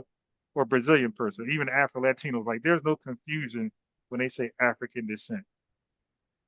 Right, and you wouldn't want it to stay where the race category is black, and you guys are the only ones that get the African American category. Because originally, like you said, like we agreed to, originally it was only for black people. It wasn't for, it wasn't meant or intended to be inclusive to everybody outside the country. So right, let's keep the original intent. Right. So would you object to the race being black and then a box to check for Jamaican, Haitian, and then African American, but African American would only apply to FBA people? Or do you have a problem with the race being black and then with FBA being referred to as African American? Yeah, so we could flip that. So if it came to push and shove, like if it was too much to go to P-O-A-D, then I would say, okay, well, just take black off race and keep it African American. As the race? Yeah. And then what would your subcategory be? It'd be black. Okay, black. Okay. Yeah. Okay. So, you can correct me if I'm wrong. I think that they actually allow subcategories for Asians and Latinos, but for the black African American category, they only allow write-ins. Yeah, I think you're right about that. Do you know why that is? Nah, I'm not sure exactly why that's the case. But they want you to delineate. They want you to delineate for sure. They want you to have a chance to explain, like, I guess like that's for disaggregation purposes. It's being more specific. But I don't know exactly why there's a write-in for us and everybody else. They just check. I think it's for the reasons that you spoke to before.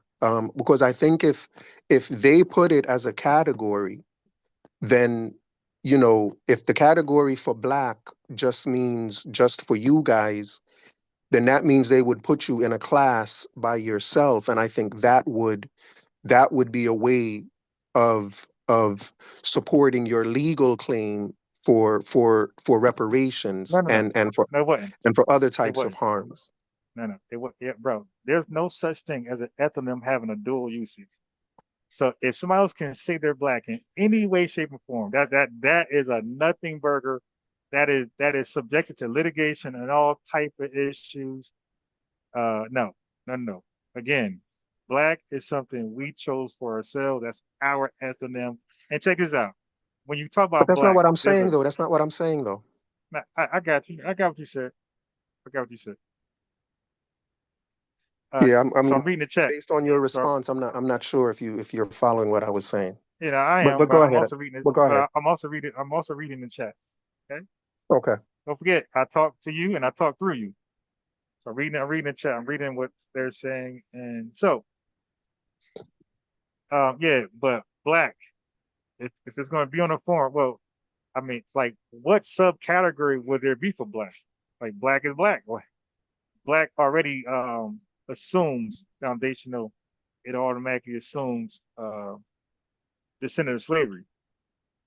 Because So, I think that may be confusing, like to put African American as the race, and then you guys are the only ones that pick black. I think that would be confusing because for years people have been choosing black as their race.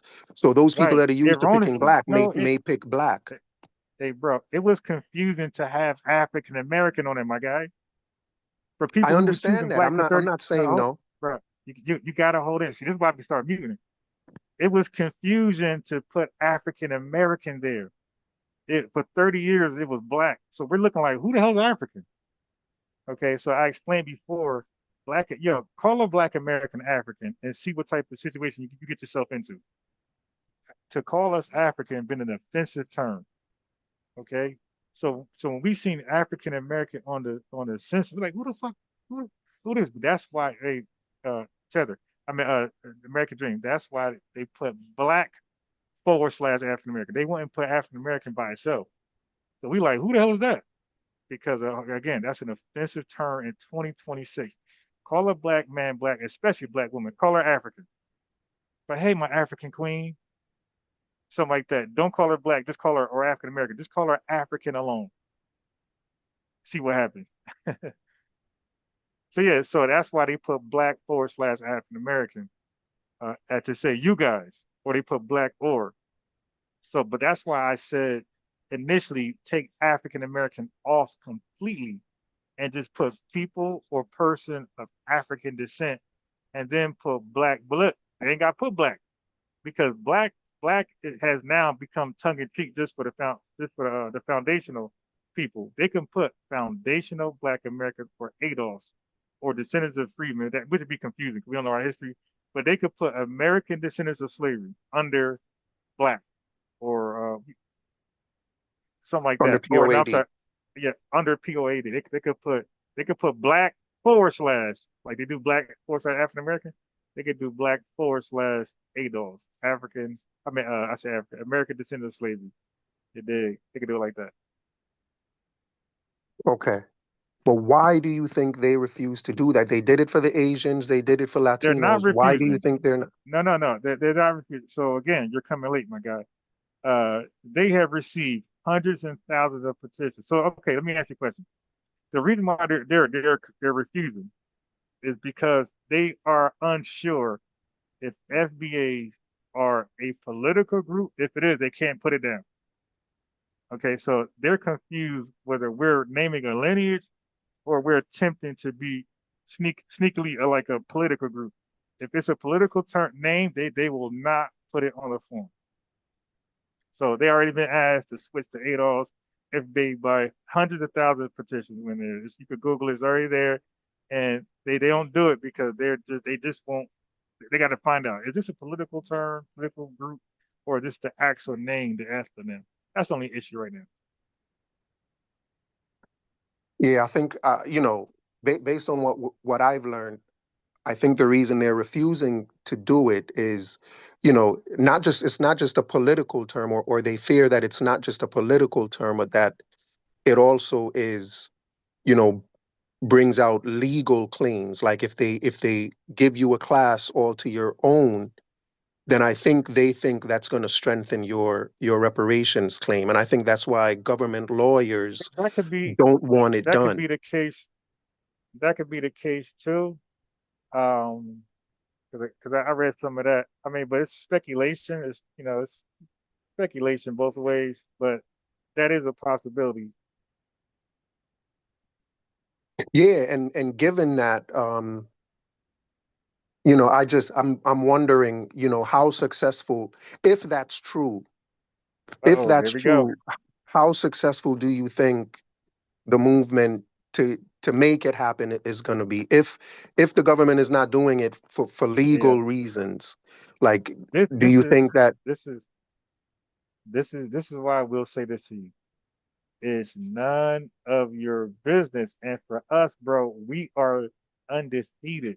Okay, when we push for something, it don't happen in a year. See, again, you guys don't know our legacy. You don't have a legacy similar, but sometimes it takes 200 years to get some shit done in this country.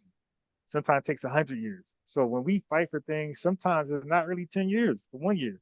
Sometimes it takes 100 years. You need generation past where people are groomed and grow up in a certain environment where this makes sense, and they're willing to look at redress. Like, they're not feeling the white guilt that's being portrayed now. But all right, this whole white guilt. Oh, we're this Nicki Minaj shit. So at some point, those, for example, in the family in the early 1900s, they asked white people, do blacks deserve reparations? The poll was like 5% said yes. Okay, now it's like 50, 60%. It's like it's high as hell right now. So they came a long way from saying hell no, hell to the nah. What the hell? Sorry, what was the question again? What was the question? When white people were polled, do black people deserve reparations? It was hell to the nizzle in the early 1900s. Now, when they poll like something recent 2000s, they went from like non-existent numbers to like 40, 50%. Was like, yeah. So in a matter of just what, 50 years, exponentially, white folks had to change their heart. So we're not worried about right now. Like, it ain't just for us, the delineation movement. It's for the future. So again, like we have receipts, we have a proof of concept to look back to say this works as long as we stay consistent, persistent, and most importantly, on code. So what percent of Caribbean and African people do you think are in support your reparation? You guys having reparations? I don't know a percentage, but let me make this clear. We don't think that the average Caribbean think like you, like the way we believe you think. Right? Yeah, I don't think so either. Okay, hold on. We don't believe the average Caribbean thinks like revenue. Like, we think you guys are the small minority. Like, you are the exception. Like, you are the crabs of the Caribbean barrel. That's what we think. So when we believe you guys are we believe you guys are misrepresenting Caribbean people. And so I tell my chat all the time to don't judge West Indians in the Caribbean based on you, revenue, and whoever else out there that we believe is spewing nonsense. We say nah. The average person from the Caribbean don't. It's not in our way at all. Right, but I guess the main point I'm making though is even myself and revenue would not have a problem with the census form the way you want it, POAD, and then list off all, because I would pick POAD and then Jamaican. So would revenue. And I believe that most immigrants, most Black immigrants, that is, because most immigrants and most especially Caribbean and Africans are not like me in revenue. They support your reparations claim.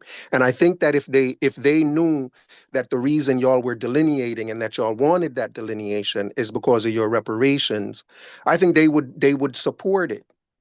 Right. So I guess I'm trying to figure out, given that most immigrants, Black immigrants, support your reparations claim, and delineation is about reparations, like why is it that you guys are making delineation an issue between you and immigrants when those immigrants support your reparations claim?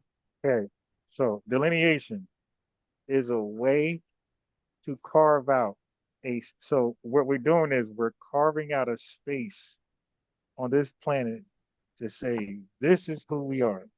We're just like Haitians. Okay, when Dessalines in 1804 said we're Haitians, prior to that, wasn't he just a man of African descent, right? Living on the Spanish island. So in 1804, he said, from this point on, we are the Haitians. That was a delineation move right there. We're not Africans. We're not Jamaicans. We're not Brazilians. We're Haitians. Okay. Our case is a little different in America. We're jumbled up with everybody of African descent here. And we're all being called African American and Black. And we're saying, but we're not that guy, that Jamaican guy who's so-called Black. We're not that Nigerian who's so-called Black.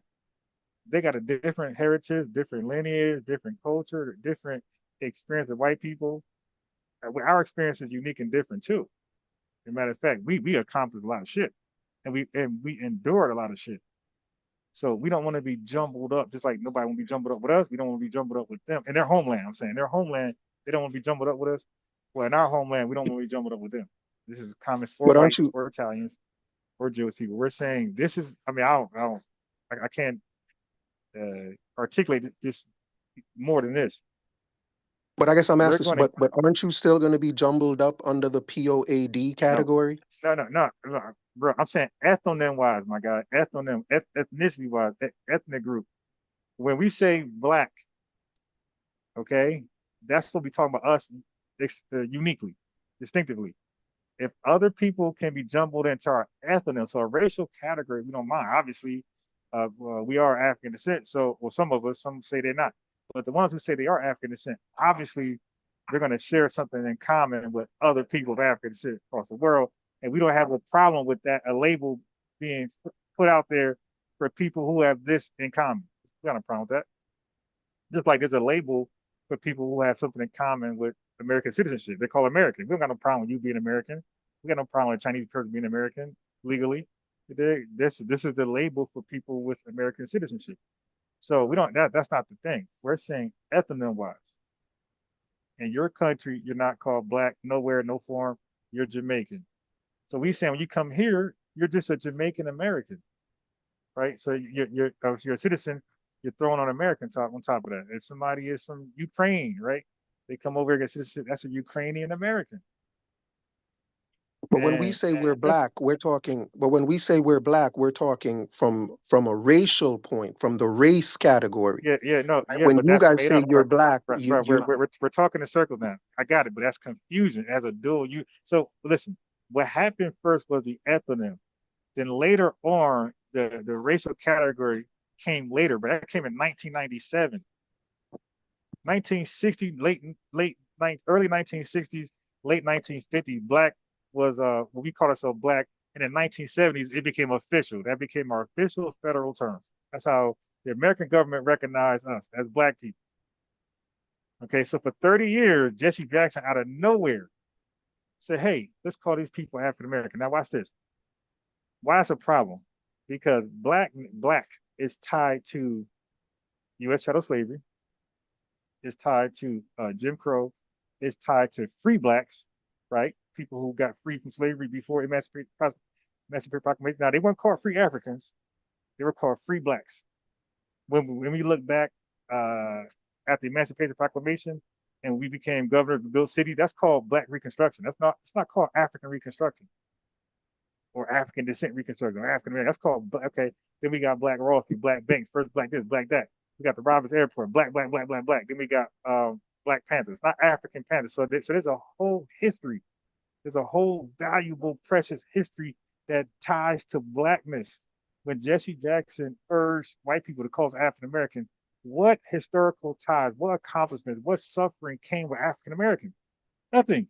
So African American, what linked with that was the 94 crime bill, the crack epidemic.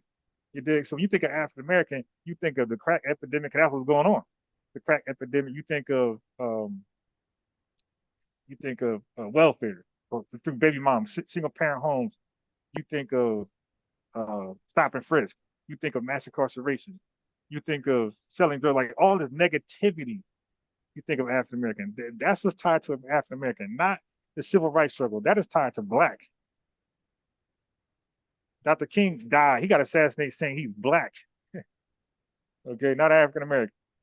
No, Dr. King, So he didn't say he was African American because that term wasn't being used widely back then. But he did acknowledge that he had African ancestry, and he did acknowledge pride in that African ancestry. They do. You're changing the goalposts. Some of us, myself, Tariq Nasheed, we say we acknowledge our African ancestry. That's not what we're talking about. We're saying what he called us. So he knew he was not African. He said, "I'm black. I'm black," and then because he said, because he was correcting the language. He said black is white folks try to associate with negativity. He said, no. And this is where the ethnonym, where the ability to define yourself, to name yourself and define yourself. He said, no, we understand those negative definitions tied to black. That's not how we use black as an adjective. Are you saying? This dude is cutting in while I'm talking, man. God damn. Are you saying what? Go ahead. Or am I saying what? Go. Are you saying MLK would not have called Africans black? No. That's not true, Ron. That's craziness. Of course he referred to Africans as black. Bro, in what sense can an African be black? Now watch this. It's a family. Here we go. Now watch this. Now we know our in the sense that it's on the OMB forms as a race, Ron. That was 1997. He'd have been assassinated in 68 or 60. What are you talking about, bro? But the word black has been around since way before then, and it's always meant African. All right. Now I gotta mute you because you're talking. We can't talk together, my guy. When you talk, I gave you the floor. I wait till you're done. I got to respond. You keep chiming in. Now this is I'm gonna mute you because that's called insecurity. Okay, family. He just said Dr. King would have called Africans black. I said, in what sense? Dr. King was assassinated, what, 68? This guy mentioned the 1997 OMB. Does that make any sense? So he's referring to something 30 years later for the reason why Dr. King would have called Africans black. That's why I say, in what sense are they black? Like, we knew black meant an experience, a legacy. I just mentioned Black Wall Street. I just mentioned Black Panthers, Black Civil Rights Struggle, the Black Bus Boycott. I mean, we use black. I just said free blacks. That's 1800s. Black Reconstruction. So black was tied to people in America. Why would they be called black? That's what I say. In what sense would they be called black? Oh, the OMB. Dr. King was dead 30 years before then. What are you talking about? If we use black in any sense to call somebody who's from another country, it would be as an adjective 100%. It wouldn't have been proper now. Can't deny that. So we would have called them black by color. Oh, black been around long before. Yeah, as a color, my guy. We already, again, back to revenue. Bro, we already went through this. We understand that black was thrown around as a color in a derogatory sense, normally by a colonizer or some type of oppressor. Okay, we know that people in Africa call themselves something other than black after their country or their tribal name. They didn't call themselves black.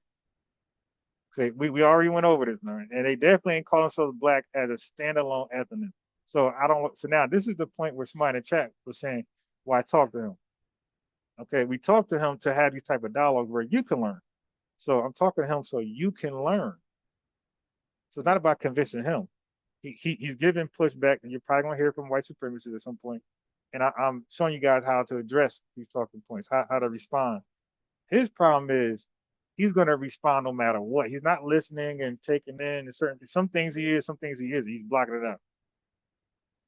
So at some point we start talking in circles and it ain't going nowhere. Like, I made it clear, I said, P.O.A.D. is what I want.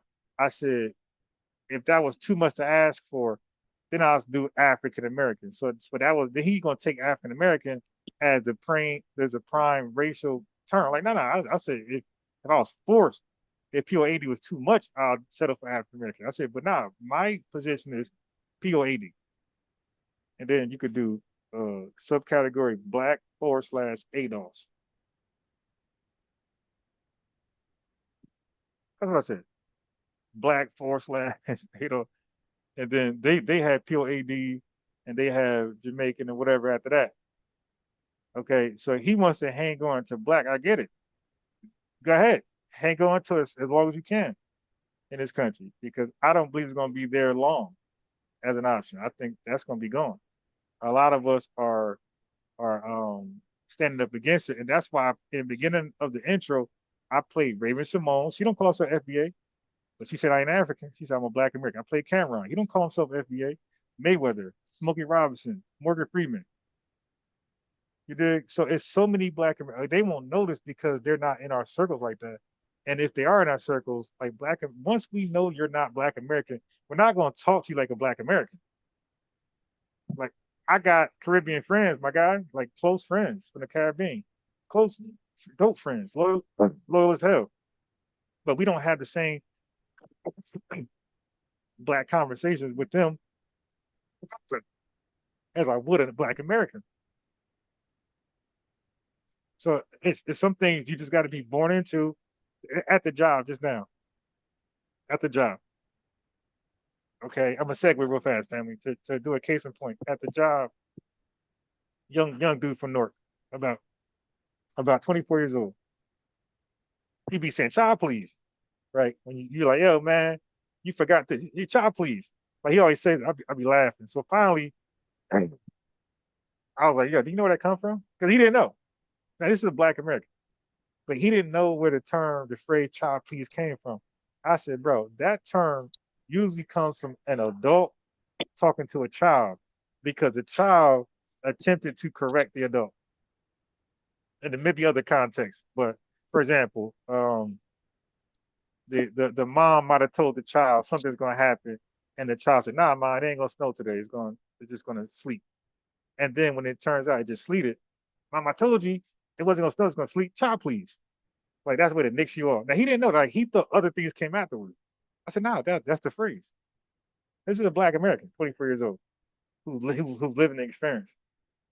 But see that disconnection that he didn't know? There's no way this guy knew it. We got a Black American who ain't know it. No way he knew it. But he's saying it as though because he got it from who he say he got it from? He got it from some rapper or actor who said it. But he didn't know like this was a common phrase in Black homes. He didn't know that. But Dream, I feel like we just talking in circles, bro. Like I said what I said, you said what you said, then you're coming back saying something else. You already said, then I'm repeating myself again, and we're just talking in circles. I mean, like you said what you said. I didn't mute you. I let you go. I said what I said, and then like we're just talking the same talking points over and over and over. All right, so let me see if this will be a little bit different because again, most immigrants support your reparations claim, and if it is correct that the OMB and those categories, if it's important to y'all because of reparations, I'm like immigrants wouldn't object to that. The only objection that immigrants would have to it. You got to stop saying reparations, bro. We're past that, bro. No. I got to correct you. But let me just finish though. No, wait. No. You don't want to be corrected, so you stop saying it. But you agreed with me earlier that could be what it is, bro. No. No. That's something, bro. I said the OMB not putting it down. But what you just said just now, like what you just see, he just talking, man. What you said just now, you're saying that we want to delineate just the reparations. I'm saying no, it's past reparations at this point. We're gonna they could say no to reparations. We're good. Sorry, too late. Limits, statutory limits, whatever. Too bad. We ain't gonna give it to you. Get it in blood. Get it back in blood. They could say that. We're still delineating. We still understand. See, reparations exposed. What reparations did was it exposed the dual usage in the word Black and African American. So now we see like, oh shit, this is bigger than reparations. This is something we got to stay with regardless. But he's just too busy trying to be right where he want to skip over. I'm saying I'm trying to correct you, bro. It's past reparations. This is common. Okay, but y'all can.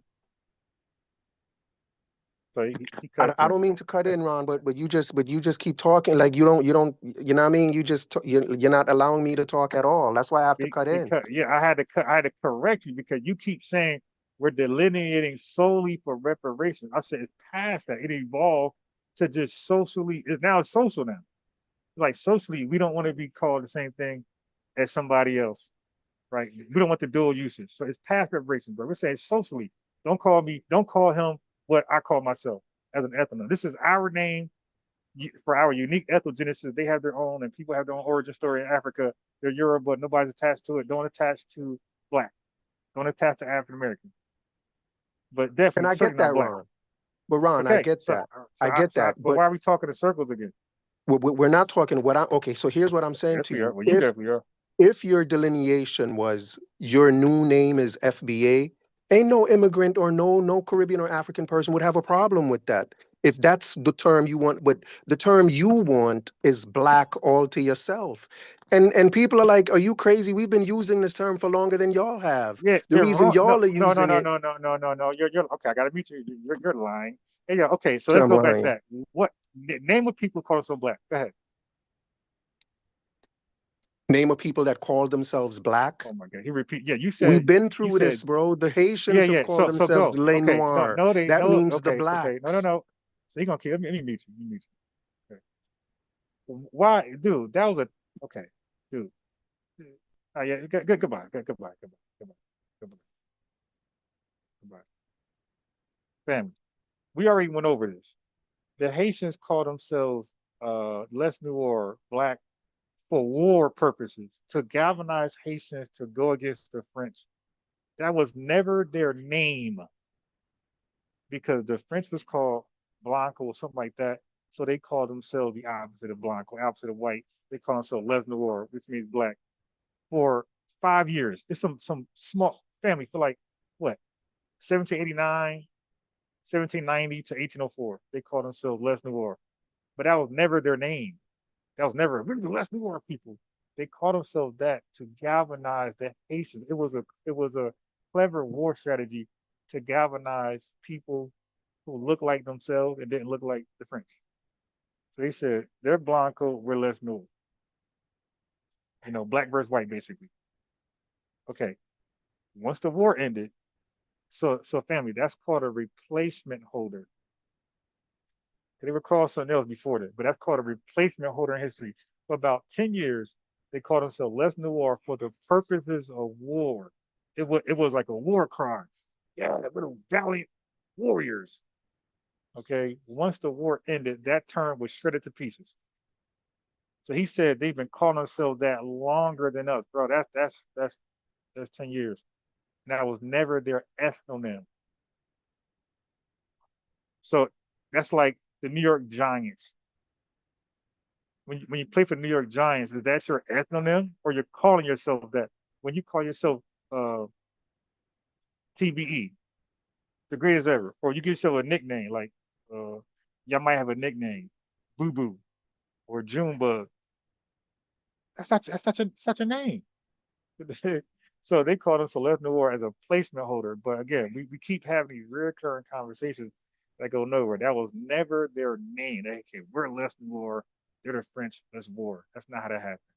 They're white, we're black, let's war. Us against them. It's a clever way to galvanize the people, to give them courage to fight against the French. It was never meant to be who they are. It's different than us, guy. They never said, I'm blessed in the war and beautiful. I'm blessed in the war and proud. Like, stop, bro. That's called revising history. Fresh, always. $1.99 super chat says, thank you. Yeah, but that's why I had these conversations, family, because I want pushback. I want y'all to hear the pushback. We're not dodging smoke. We're not dodging pushback. He's pushing back, and I'm giving fast answers, fast, correct answers.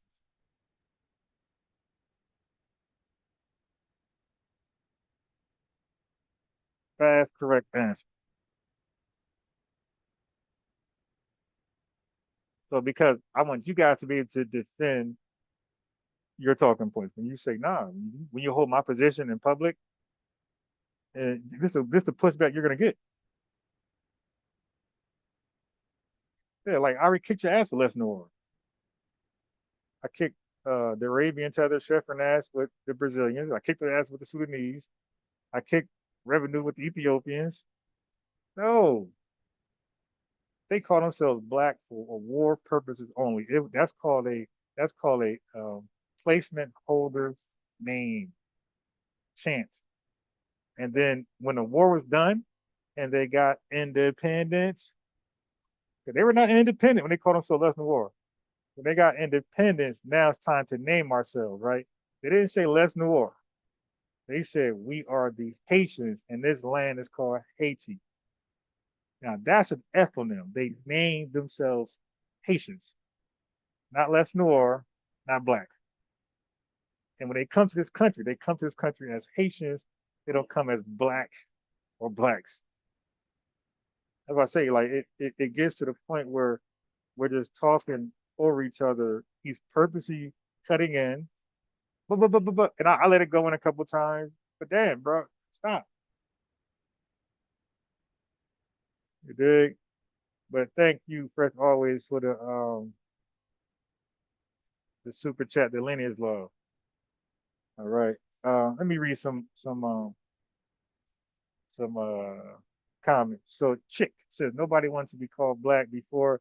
Now they want to be out here with us shooting in the gym. Nope, not happening. Yeah, exactly. It's like, come on. And like they're calling themselves black for the wrong reasons, man. And again, it's after us. 30 years, 40 years now, 50 years, no, 60 years later, now they're black.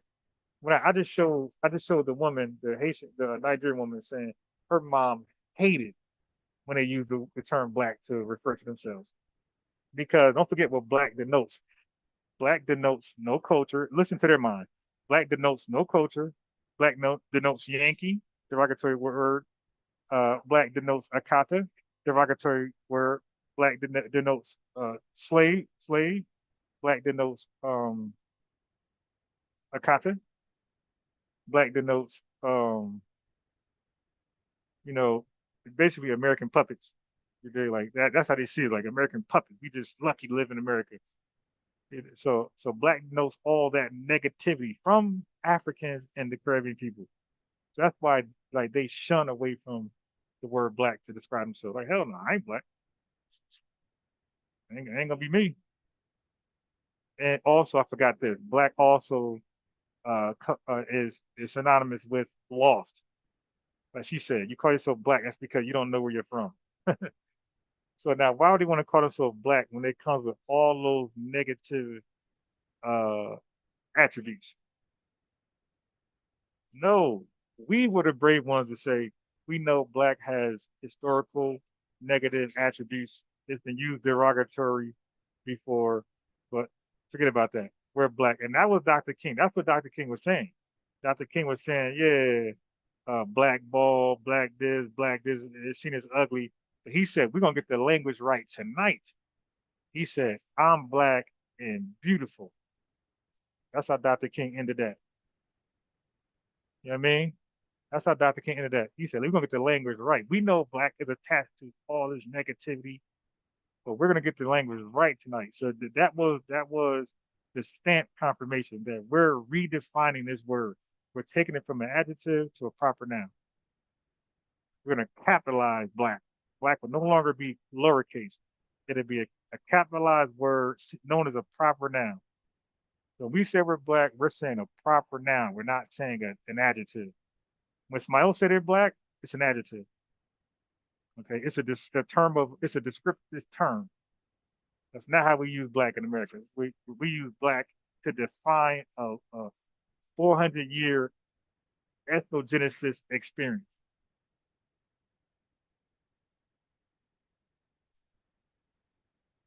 So no, we're not doing that. Like, I'm the right one to have this conversation. You dig? So now, they don't want to put black on the census because of reparations. He's not wrong right there. He's not wrong with that. That's actually true. That's some of the reasons why they're reluctant to put black on it. You dig? For just specifically us. So now to admit that, then you're admitting that they're purposely calling everybody else black and not just us because of reparations. Like, what's going on? So you're actually admitting that they're watering down black. They're making it broad to stump any reparations claim.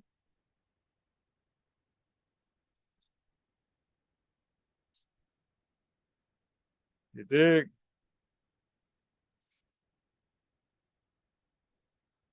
Oh, So let me go back. Let me see. Let me go back and forth. Like, any more super chats? That's it. So I read off. Okay, that's what you want. I didn't want to miss any.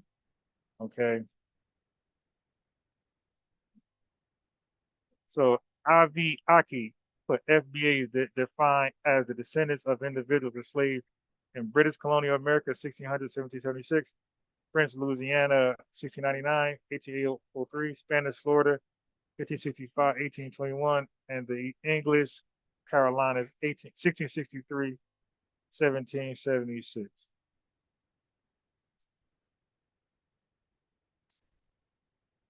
That's interesting. Okay. So it also let me say this. If Dr. King would have called Africans black, Dr. King, again, he's black is a continuous evolving word as an ethnonym. So even if it could have been misapplied as everybody that's dark, but then the question would be why? That's why I said, in what sense are Africans black? You would have to just say because of their color. So that means Brazilians black, dark skinned Puerto Ricans, Panamanians black. I mean, damn, everybody black but white people basically. White Chinese people. You got dark skinned Indians. So yeah, so you see how that's gonna go now? That's why I asked you, in what sense are they black? In what sense are you black? And you will have to say as an adjective. Okay, so then the dark Australians are black, the dark Indians are black, the dark Puerto Ricans, the dark Brazilian. Everybody just black now. Everybody's black. That's why it doesn't make sense. It cannot make sense. All right. Okay. So no. All right. All right. Now let's finish up. And we're out of here. Your vote, okay? We have the American people behind us. We have the president behind us. We have been here since the beginning of this country, before the beginning of this country, and we're still going to be here. We don't need you, okay? Now, you talk about that blackness has always been here since the beginning of time. No, in the 1828 American Dictionary, which, by the way, was formulated by a black man. See, I'm let her finish, but this is why I wouldn't even go this route. I wouldn't go this route. The definition of American is the copper-colored Americans found here when the Europeans came. Now also applied to the European Americans. And just a little correction, Jesse Jackson announced that we were African Americans at the 1988 Democratic Convention. But you see this all the way around. There's a Puerto Rican Congressman, Richie Torres, who... Yeah, I would love to talk to this guy free. And I would love for him to explain this broad black descriptor word. Because he thinks we call ourselves black because it's an adjective. I would love to correct him. Get to your point. So again, what I don't do in spaces is do the questions with no point to it. Why are you afraid to tell me what your grandparents are from, sir? No, I debate on my terms. It's just I'm good at this. I know what I'm doing, and so I answer the questions I want to answer. If you would get to your point, I'm happy to answer any point that you're making. You've already lost, first of all. Yeah, so somebody say what made a good point. They said if Dr. King would have called immigrants black, we would have gotten his ass too. Yeah, just see, y'all got it like we have a permanent leader. Nah, sometimes something could be right for the moment. In the context it was seen, because again, that don't mean that we didn't know that we would have to delineate. So if we call Africans black, if we did, if Dr. King did, if Malcolm X did, if they did, that's not an issue at that time, because we could never foresee this right here. We could never see, oh shit, we've been diluted over this word. This word went crazy. All right. And if we did call them that, we couldn't have called them that as an ethnonym word. The ethnonym is specific to a group that share the same history, culture, and a whole bunch of things. So they could have never been a black person ethnically with us. There would have to be some type of extension or honorary black person, somebody who we respected. We said like how like a white boy could rap or dance or behave a certain way, adopt the culture, we'll say he's black. Now, is he really black? He did. So Dr. King could have called Africans black in that sense. The same sense we'll call a Puerto Rican black, and we'll call a white boy black. Are they really black? Do we really mean he's a U.S.? No, man, stop. We call them black because they adopted the culture. They got certain ways about them. They can dance, they can rap, whatever they unique thing, unique trait that reminds that of us. We say, yo, he black, yo. Shit. I didn't, but we called Bill Clinton the first black president. He played that saxophone, smoked marijuana. You see, so we made them like honorary black people. So if Dr. King would have called Africans black, it would have been in an honorary sense. It wouldn't have been a literal sense because there's no way they could be ethnically black. So we have another super chat in the building. Swarthy. Here's a like $5. He said, Ron, I see you doing the work. Yeah, man. Yeah, man. So I'm giving a different angle that people are unfamiliar with, but as you see, it's so far. So I'm gonna be humble. Who knows what somebody can do to come in and put me to shreds. But right now, it's looking like I got a good case for this black thing, and I'm open to people to call in and push back and give pushback because at some point, I would love to be on Hidden Colors talking about this or some other documentary or some other show or even on Fox News, you dig? Or CNN, liberal news, whatever. I would love to break this down. But if it's flawed, I want to know now. I don't want to go be on live TV embarrassing myself. Some streaming platform where I show speed and some fucking Jared Taylor getting embarrassed. So I would love to get all of this pushback and criticism now out the way before I take it to the next level, or before you guys take it to the next level. But thank you for the let me mod up Swarthy. But thank you for the super chat. Lineage love. It's good to know that the super chat actually worked. He said, I want to use my experience as a martial arts instructor and black belt to start an academy of academic excellence and arts for Foundation Black Americans. That's dope. I said, I have a lot of patience with Pan-Africanism, and I endured a lot of disrespect from a lot of people in Pan-Africanism, and I'm completely done with them.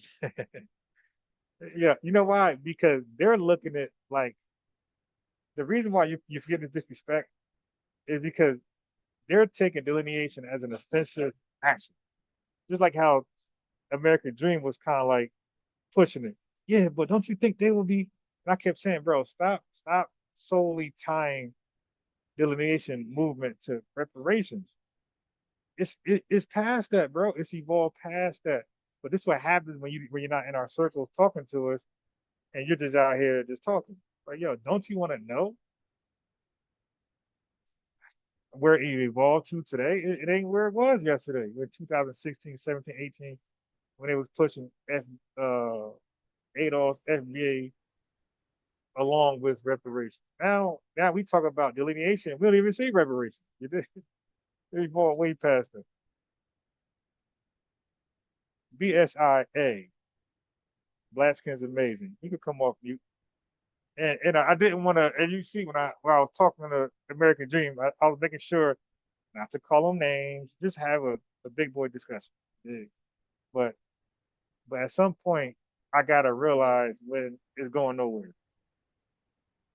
Okay, BSIA, what's up? Yeah, what's up, Ron? I just wanted to stop by for a second. I heard you and American Dream go at it. And so I just, I got like 15, 20 minutes where I gotta go. But yeah, go. your black stance is just wrong, bro. James Brown, who wrote the song "Say It Loud, I'm Black and I'm Proud," a decade later he took it back. He said saying black makes you irrelevant. It was a setback. He said he did it because it was needed. So when you talk about, oh, the song "Say It Loud, I'm Black and I'm Proud," no, a decade later, I got the video on my channel. I play it all the time. James Brown said, no, saying you're black played is that, irrelevant. and the last, I can't really recall, but I believe you played it out of context. I think you played like a 10-second. Like you didn't play the, if I can recall correctly, you didn't play the full context. Like you just played a quick snippet of so it was a pretext. It wasn't context. You use it as a pretext. No, listen to the whole listen to the whole thing. It's not a pretext. That's what he said. He moved on. You can watch the whole video, and he spoke about it in that clip I gave you. He spoke about it. I'll play it right now. Look. Wait, no, hold on, wait. Go ahead. Hold on, wait, before no. Put the link in the back chat, in the Zoom chat. Put the link there. Let me look at it because I know how the internet works. But check this out. You know, that's like okay. Black and proud today. I mean, you say it's very much. So I say put in the. Now look, I know how I had to mute you because I know how this works. Come on, bro. Okay, so this is the problem with you, bro. I'm gonna mute you again. You called in as a guest, right? Not a co-host, as a guest. I want to talk now. That you called in, right? As a guest. If I call your show, I'm calling as a guest. I'm not going to overtalk you and talk with you. I'm gonna wait until I talk again, right? So you guys got to understand that you're calling in the podcast, my live stream, as a guest. Okay. Not as a co-host. Now, what I was just saying, playing an audio without giving me the link, the source of the link, doesn't impress me. I want the source of the link. I want to know where exactly he said this at originally, the original source, not something you cropped up, edited, modified in your movie maker. Bro, it's right there. It's in the chat. It's in the chat. Cool. Okay, cool. All right. So now let me go on from there. It's in the chat. So it's in. Okay, good. And it's only 5 minutes long, so you don't have to search it out. I got it. Okay. Now, what I'm gonna say to that, without even playing it, is that even if he took it back, that's which I don't believe, but if he took it back, that's him. That's one person. The way it works, bro. If the masses of us took it seriously and literally, then our embracing it overrides his taking it back. Well, okay. No, but hold on. Go ahead, bro. Go ahead. Do. Land. No, I'm the host. I don't have to land. I'm flying a UFO. A host flies UFOs. They don't land. They just keep flying around. Guests fly planes and helicopters. The hosts fly UFOs. We don't land. So no, I'm not gonna land. What I will say is this: one person actions don't define the lineage. What's undeniable is that the masses of us took that song, that phrase, and ran with it. And we didn't take it back. So one person coming up with a clever idea, for example, family, so we keep going with this with Tariq Nasheed, Kwame Ture, and these guys. James Brown said, "I'm black and I'm proud." That was his phrase. Kwame Ture was Black Power, and Tariq Nasheed says foundational Black American. So let's go with all three of them hypothetically. James, let's say what you're saying is true. Let's go with it. Let's say James Brown took it back. We know Kwame Ture definitely took back Black Power. Okay, so that's two people. If Tariq Nasheed today takes back Foundation Black America, say, nah, it's garbage, I don't want it, it makes no sense. That doesn't change how we feel about the masses. This is what you're missing, and there's no rebuttal to this. The masses overrides individual efforts. Okay, so if Tariq Nasheed say, hey, we're Foundation Black American, and the masses say we're not, then guess what? We're not. One person definition doesn't mean nothing if the masses are saying no. Okay, we don't have an authoritarian dictator in our lineage. There's no leader of a lineage. So you have a clever idea, we embrace it, you take it back later. Oh, well, you took it back, but we ran with it. And today, almost every Foundation Black American you see thinks that song was clever, and they think that song speaks to them. Their proudness in being Black.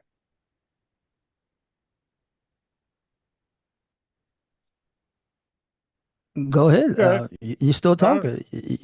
You know, it's funny because I've heard you on other channels, whatever, complain about being cut off and spoken over, but you do it here anyway. No, it's a little hypocrisy, bro.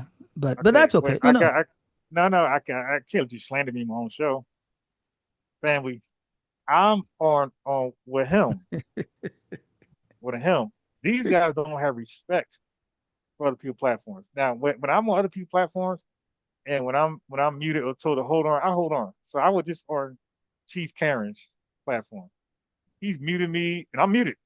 And I wait for him time to talk again. He say, "Okay, go." I talk again. Mute me again. Okay, am I complaining? Am I chuckling? I'm like, okay, whatever. And then at some point, I checked out. So I'm good. So that's the difference, bro. When I'm muted, what I think is right or wrong, I respect it because I'm on somebody else's platform. So I'm bound to their laws on their show, their policies. Okay. Anyways, the reason why I brought up James Brown is because you talk about it. Oh yeah, James Brown say a lot of my proud. Well, you can't use that anymore. If the author of the song says no, black is whack, let it go, then that destroys your argument because you're using his song. And if the creator says, hey man, that song was whack, then it's whack. Let me go to Tariq Nasheed. If Tariq Nasheed ever came out and said, man, FBA is whack, I got it wrong. I got it wrong. Now you can keep calling yourself FBAs, but I see now calling us FBAs was wrong. We've pivoted now. Now that would do serious damage to the FBA brand. If he just literally said, if Tariq Nasheed, and he kept saying like, yo, don't call yourself FBA. It was a setback. It makes you irrelevant. I was wrong. Then yeah, you can still call yourself FBA, but that would put a big hole in your case. Just like James Brown saying, I take it back. That puts a big hole in black. So go ahead.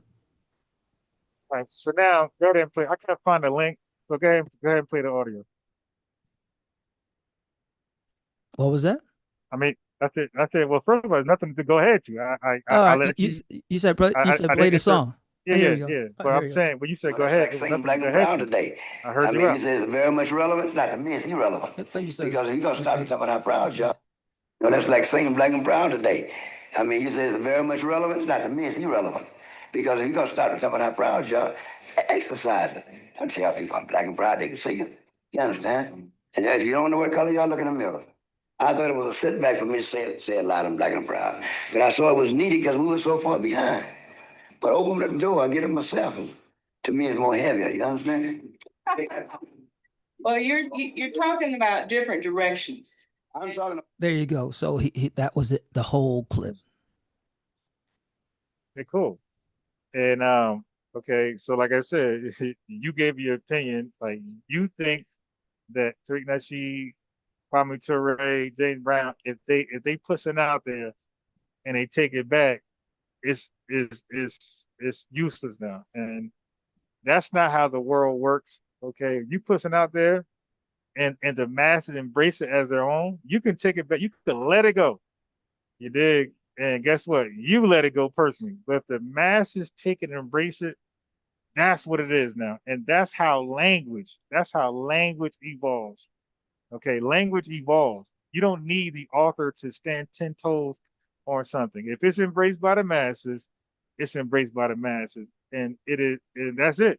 That's it. Well, like I said, it's totally different. That logic is crazy. No, it's totally different when the author, the creator of Say It Loud, I'm Black and I'm Proud, and FBA. If Tariq Nasheed came out and said FBA is whack, it was wrong, I don't call myself that anymore, that would do serious damage to the FBA brand. You can be delusional all you want. If Tariq Nasheed came out and went against it, it would do serious damage. No doubt about it. Hey, bro, your personal individual opinion is not a fact. Okay. Again, anybody that studies language know that language is an ever evolving entity. Okay. That's why we have denotations, connotations, we have first definition, second definition, third definition. Okay. And like I said, the masses decide language. Okay. So for example, slang or AAVE, we determine the second, third definition of a word. So we'll say, yo, that's cold. Now the definition of cold is probably gonna be dealing with temperature less than a certain, or at a certain Fahrenheit, Celsius. When we say that's cold, we're saying that's appealing. Okay, and when enough of us use it like that in that context, then guess what? That's added to the lexicon of cold. So cold will have a first definition, and then it has something else, and then or our version of it will be the second definition. So the way language evolves, if the masses use it a certain way, that is now defined that way. So James Brown could say, no, so what you're doing, okay, you're doing it wrong. We're talking about so now, no, hang on. We're talking about hold on. No. Okay, because I'm saying I mute him. I did mute him because this is what American Dream. So now he's saying something, I'm saying something. So what's the tiebreaker? Because I'm not gonna move off my pivot. He's not gonna move off his. I'm not trying to force him to move off his. He can't force me on mine. So what's the tiebreaker? Shouldn't we go to how language actually happens? So now one of us got to be able to pull a source. If the masses take on a word and use it as their own, and the author rejects it, does the word its uses now disappear, or do the masses now find the value for this word? So it's like the whole analogy of one person's trash, another person's treasure. So now that's fake now. No, bro, you're making things up. So this is how language works. You're a guy who struggled with language because you're the one who said American was your ethnonym, right? Yeah, we're talking about black, bro. We're talking about black. Okay. Let's stay on topic. It's not. Well, I'm just giving like your history, like with language, like you have not expressed to us or shown us that you are very wise when it comes to grammar, lexicon, and usage of language. So now, what I'm saying is, because I don't want to go back and forth. I'm saying, what's the tiebreaker? You said what you said more than once. I said more than once. So now, if you go again, you're just saying what you said again, and then I'm gonna say what I said. So at some point, we're saying the same thing over and over and over and over. I'm not budging. You're not budging. Yeah, but this is the part you're missing. But wait, if I'm asking you, no, but again, you can express a different way. I can express a different way. The bottom line is that you're standing where you're at. I'm standing where I'm at. So I'm saying, what is the deciding factor? What's the neutral source that could step in and say, BSIA is right, you're wrong, unbiased, or unbiased, you're right, BSIA. So there has to be a neutral source that one of us can lean on to say, no, this is actually how language works. Well, my point is this: you always say he gives another opinion. You always say, hey, James Brown said a lot on Black and I'm Proud. You can no longer use that. You have to be honest and say, hey, James Brown did say black is irrelevant now. It was a setback. So we have to be honest here. We can use black, but we can no longer use that song because the creator of that song said, hey, you can use it, but you have to say, hey, I got to put a disclaimer. James Brown took it back. He said, saying you're black and proud is irrelevant. It's a setback. Look in the mirror. That's honesty. That's all. Just be honest with it, because you always say James Brown said a lot on Black and I'm Proud. Now you can't say that. You have to say, well, he wrote the song and I love it, but he did disregard the song.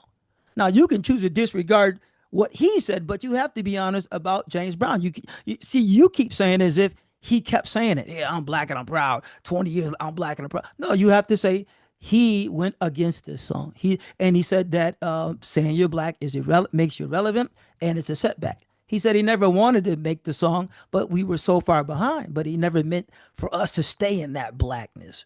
So that just be honest. You can call yourself what you want. Just be honest. That's all. Just be honest.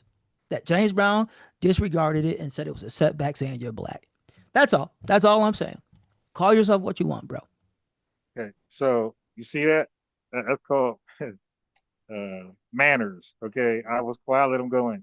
He said the same thing literally over and over and over and over, which I said he was going to do. And he said the same thing. He didn't say anything different. He said the same thing over and over and over like a broken record. Okay. Then he make up rules to grammar. And then what we can't do. Like, bro, source, give me a source where we can't do it. Now, whether you take something back or not, like for example, you could say some anti-Semitic remarks at your job, in a public forum where you could be recorded, held accountable, and you could take it back all you want. I mean, I don't know how you take something back. You can take it back all you want. The fact is, it's out there. You have scientists that retract articles. They come up with some crazy article, it's debunked in 2 seconds, and then they retract it. But guess what, family? That retraction never goes away. It's always publicly accessible. So for what? For reference. So James Brown's song is recorded. That's a reference. It can never be taken back. To take it back means you scrub it off the internet. You make sure nobody could buy it. Okay, when J. Cole made his diss song to Kendrick Lamar, he took it back. But guess what? People still have that copy. It's still on the internet, so you can never really take it back.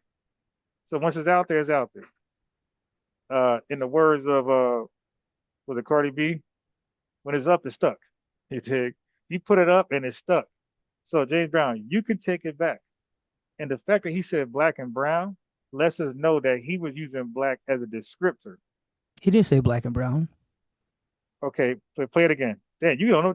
He played a source and didn't play it back. Hang on. Wait, no. Hey, sir, can you just play it? Because you were dying to play it. Can you play it? Wait, are you wrong, or did he say black and brown? No, he said the song "Black and I'm Proud." Okay, play it. Yeah. You said something. Wait, can you just play it real fast and then you could? All right, go ahead. Here you go. Because you challenged me and said you didn't say that.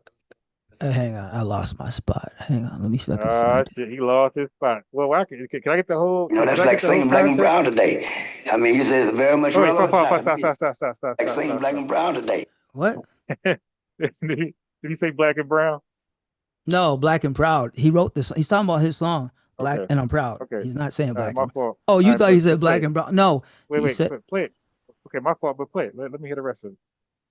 That's like singing black and brown today. I mean, you say it's very much relevant. Not to me, it's irrelevant. Because if you're going to start with something how proud you are, exercise it. Don't tell people I'm black and proud, they can see it. You understand?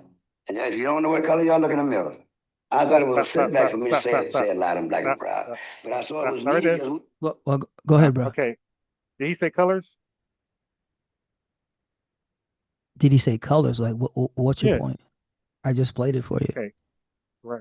So my point is, he didn't say brown. I thought he said that. My point is, he was using black as a descriptor, not a proper ethnicity. He was using black as an adjective. So even when he made this song, he used it in the wrong context. He was using it as a descriptor. Then you can't use the song then. Okay, let's rock with that. Then you can't use it as a reference.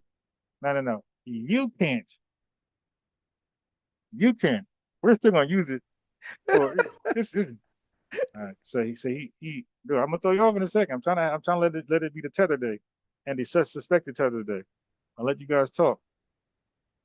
You keep making up a role that we disagree with. You keep saying what we can't do when we have every right to do whatever we want. You sound crazy. You can't do it. That's your rule. Your rule ain't my rule, and your rule ain't the rule. That's why I keep saying source up. Like, show me where we can't do this. Language is free. Like, we're free to use language any way we want it. And guess what? When the masses catch on to it, that becomes another proper way to use it. I gave the example with code. A grammar teacher would say, hey, you can't use code like that. Well, not at that particular moment, but 10 years down, you could use code like that. you could use code like that. So that's the way language is. Language ever evolves. And our language, they call it AAVE, which is really FBA is ever evolving. It's a living language. Every year, something is outdated, obsolete, and there's a new version of it. We say cat, CAP, to say you're lying. We said false, we said no way, or some people say what the hell? Like what the hell is trying to take cat when you're wrong? They're like, what the hell? So we have a living language where it ever evolves. So one thing meant one day might be used again, but means something totally different, maybe even opposite. So James Brown was using black as a color the whole time. He said colors. I said black and brown. My fault. He said black and proud. But my bottom line was I said black and brown because I was going to the color scheme. He's using black as an adjective. So when you kept playing it, he said colors. So yes, we don't use black as a color anyway. We don't use black as a color. We use cussing again. Dude, I gotta beat him. We use black the way it's supposed to be used today. It's a proper noun. And we can use that song. And I don't care if a white guy made a song called, hey, I'm black and I'm dope. I'm black and black is fire. We're gonna use that. That's wrong with you, bro. We can use whatever song we want as an anthem, as a motivational song. Just because you have a problem with it, but again, you do what you want to do. but this authoritarian position, this dictator position that you think you're in, this leadership role you think you're in, oh, y'all can't do this. You out your goddamn mind. I'm gonna play that song. I'm gonna be dancing like hell rest of my life. You done lost all your marbles telling us what we can't do.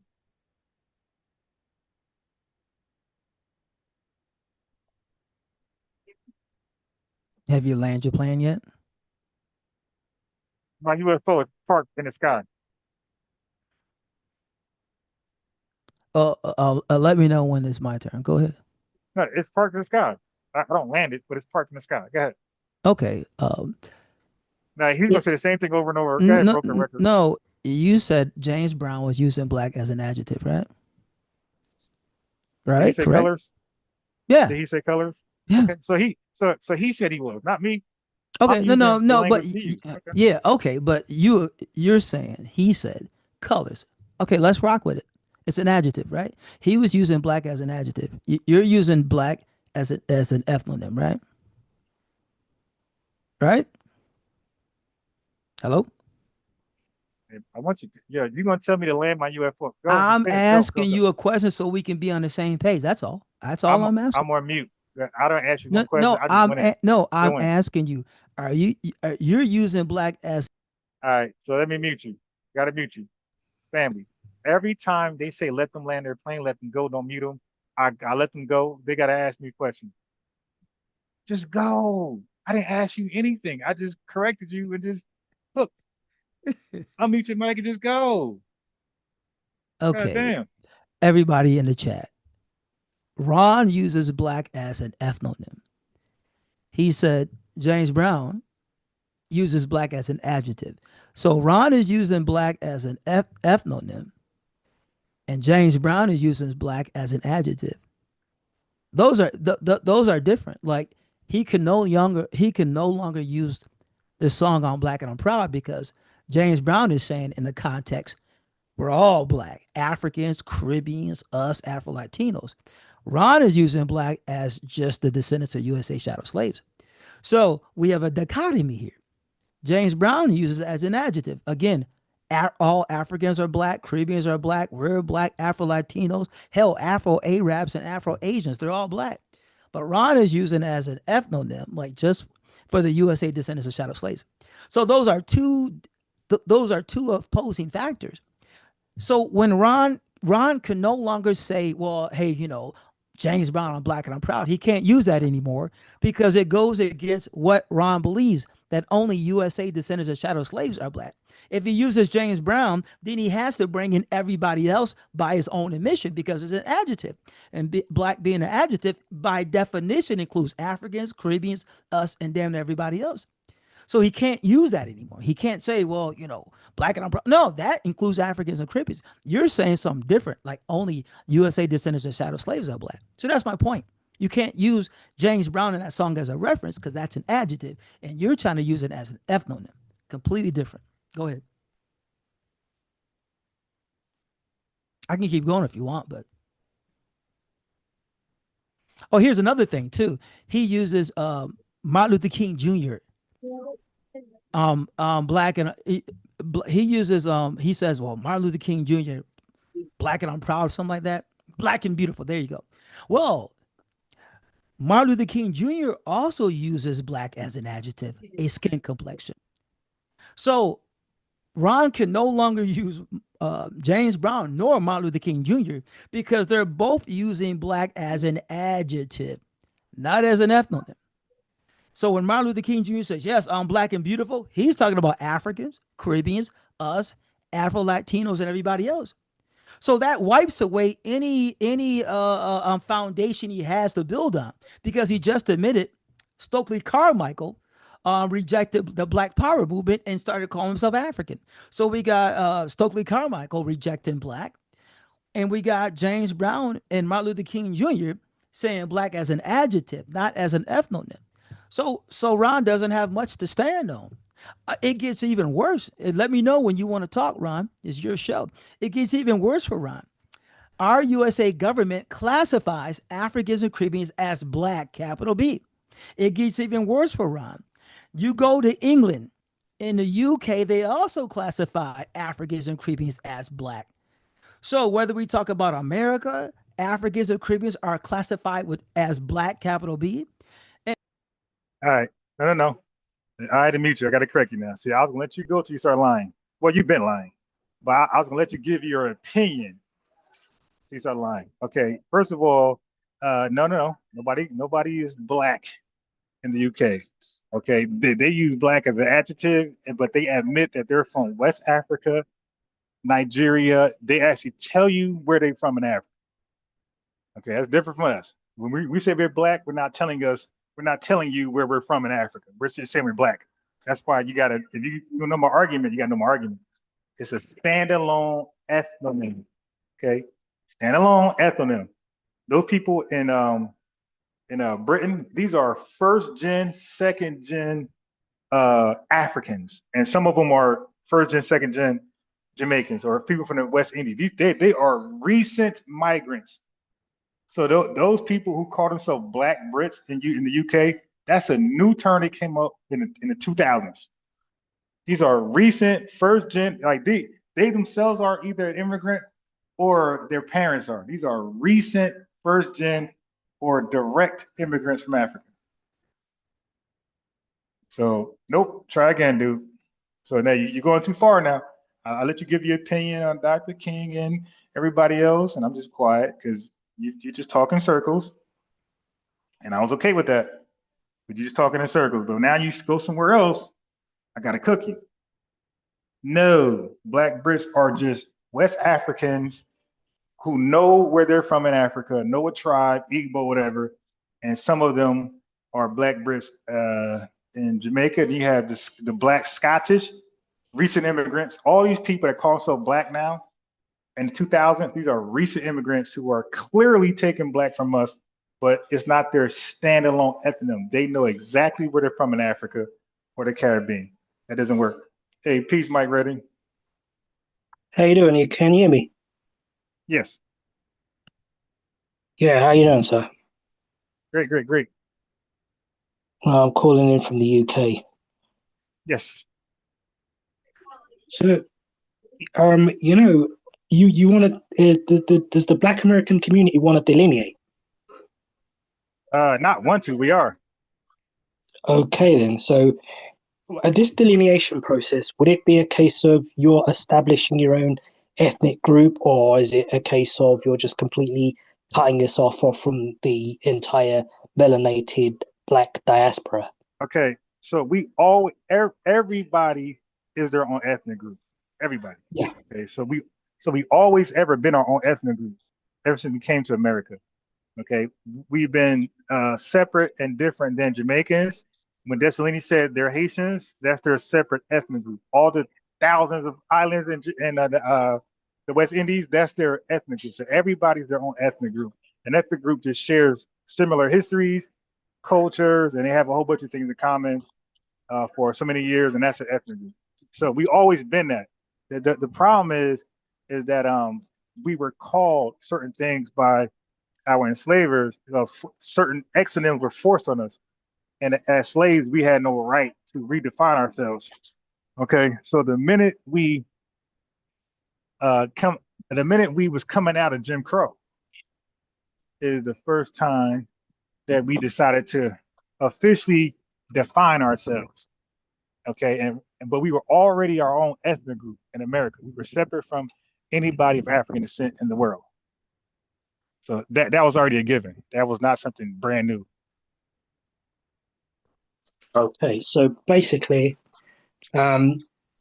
so is there any hostility between like the Black American community and the rest of the African diaspora people, or is it just, it's not a hostile move as such, is it? Well, the hostile movement is not us.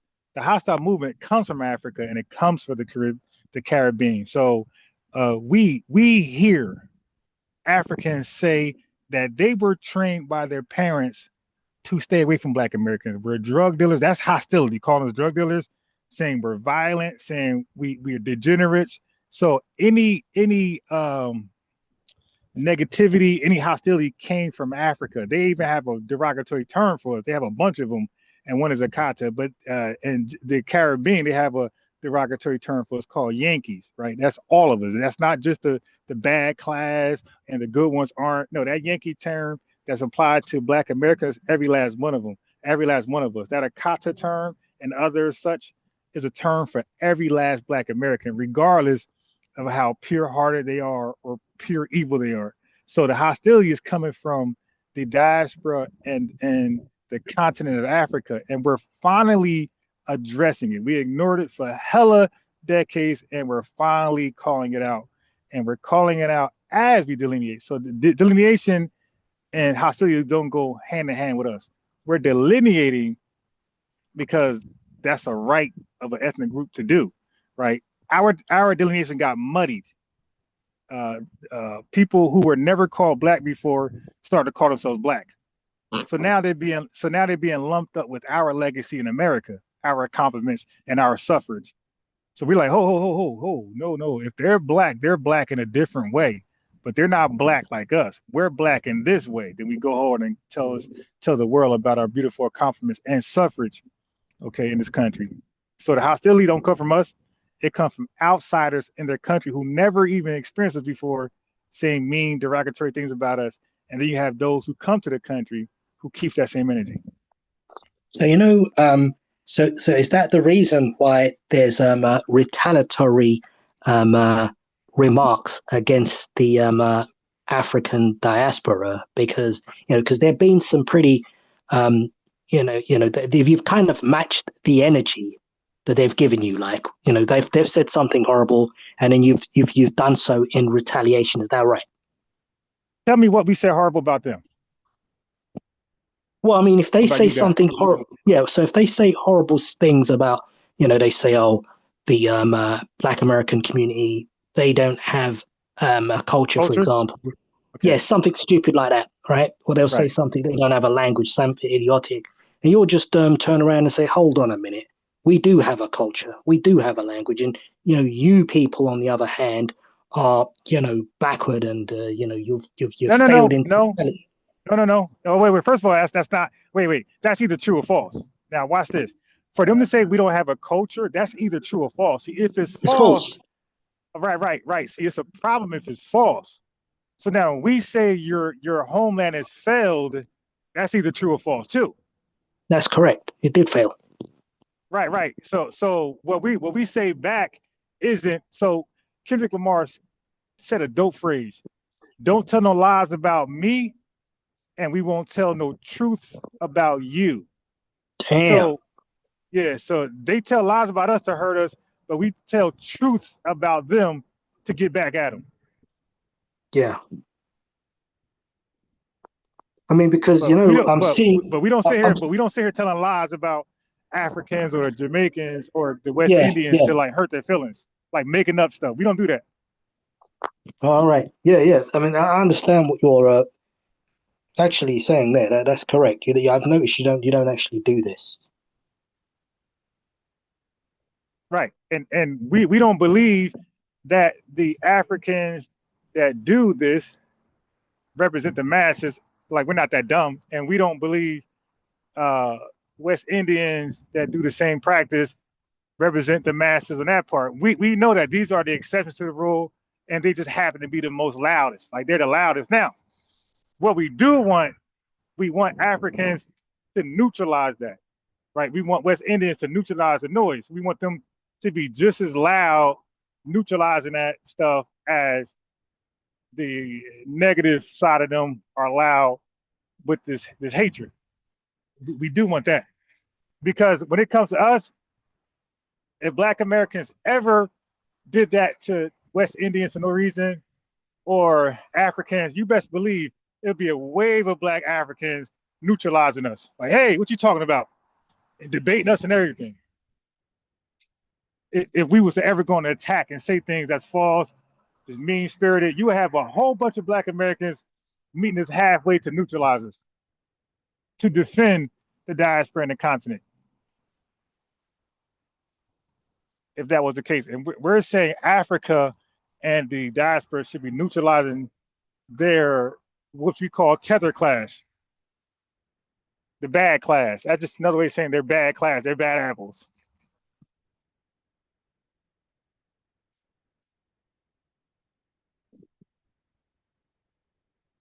Go ahead.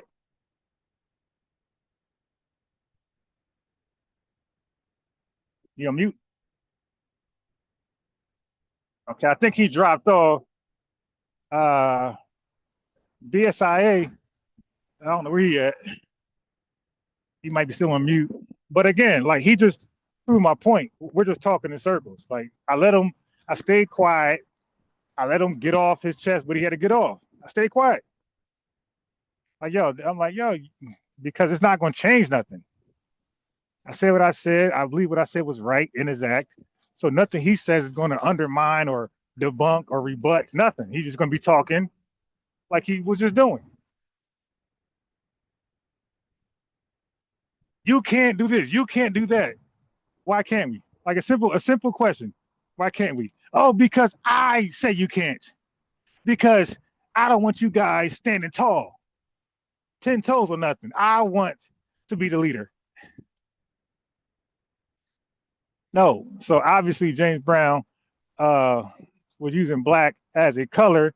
And again, he didn't send the link. We don't know what context. See, I'm too wise. I'm 48 years old. I'm too wise to sit here and listen to an excerpt that from an untrusted source. I'm too wise to listen to an excerpt from an untrusted source and then take it hook, line, and sinker. No, you got to send me that. We got to know the context, which I never got, by the way. He said he sent it. I checked the back chat. I didn't see it, and that's why I asked him to play it. Oh, Dr. King was speaking to all the Africans. Put me in. Like, how do you know that? How do you know, Dr. King, when he said black, he was inclusive to the diaspora in the continent of Africa? Like, please tell me how you know that. I know it's false. Like, it's like, I know there's no way he could know that. Unless Dr. King said, you dig? When I say black, I'm speaking to all of Africa and all of the darker people of the world. And then I gotta say, okay, that's how Dr. King felt. See, but these people got this leader mentality where they believe one person is the leader of the lineage. Okay, so now we understand why they're trying to make, hold on.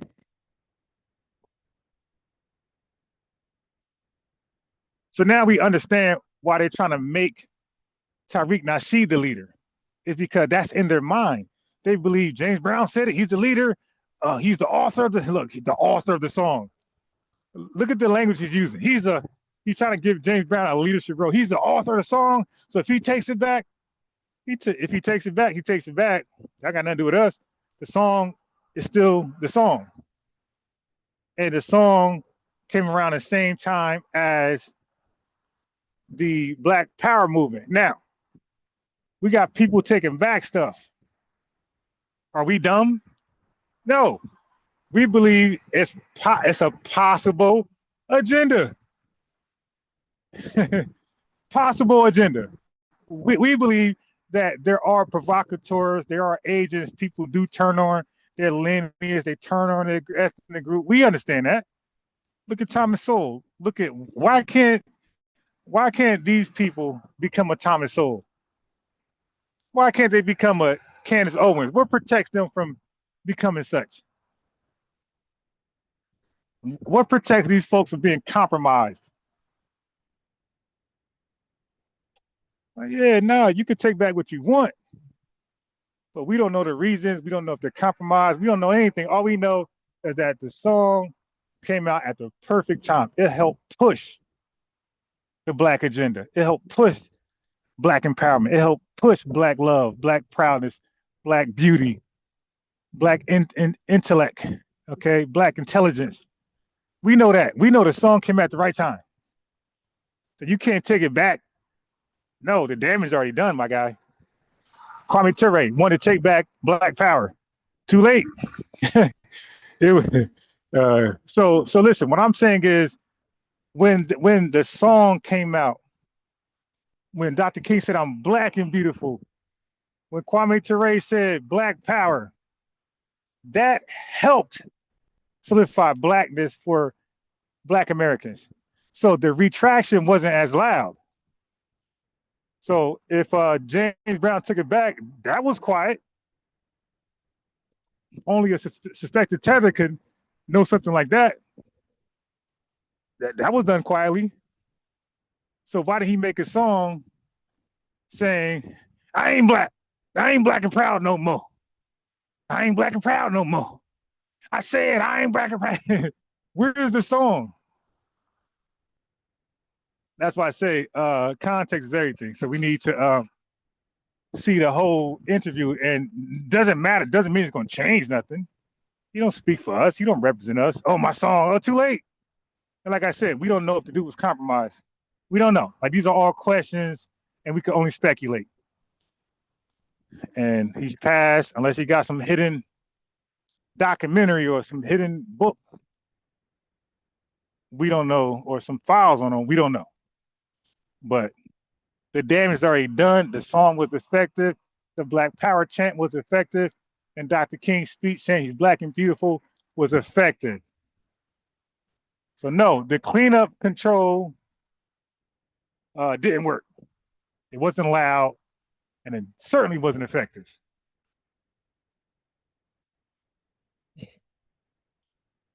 But anyway, if you don't know who the guy is that just called in, he's a guy who hates the word black. He said, we're not black, black is evil, you know, the whole white supremacist jargon. And he says that we're just American. And he's a guy who don't know language. That's why he don't know what he's talking about. He's a guy who said he's American, and American is his ethnonym. And we all started busting out laughing. Like, yo, American's not an ethnonym. Yes, it is. It's a nationality. No, it ain't your nationality, because on a passport, that's your nationality. And it says the United States of America. It don't say American as your nationality. Oh, you didn't know when American is your nationality, it's just a demonym. A demonym is like a nickname way to say your nationality. So instead of saying the United States of America, that long old, you'll say American, America, or American. You'll say American. I'm United States of American.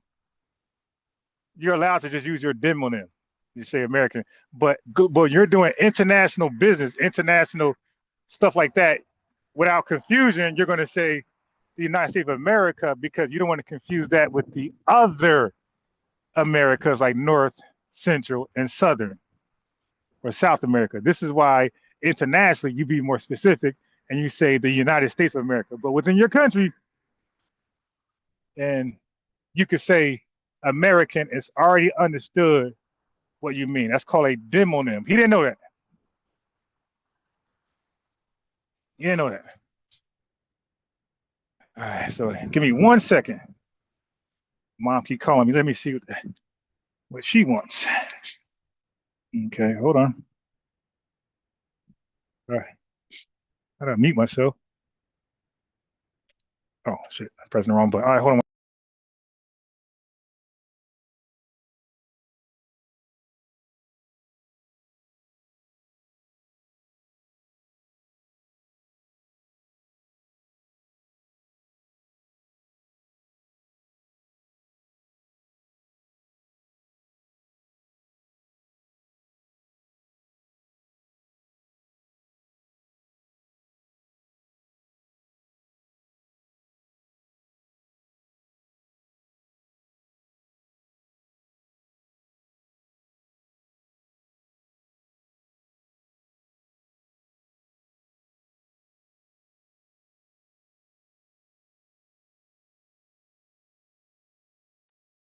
Of course. They don't pick up. They call you when you're busy, and you finally say, let me make some time to call back. They don't pick up. This happens every time. Call back, no answer. Like, I'm live. What's going on? You go to call back, no answer. Yeah, so yeah, hey bro, BSI. His name is BS, by the way.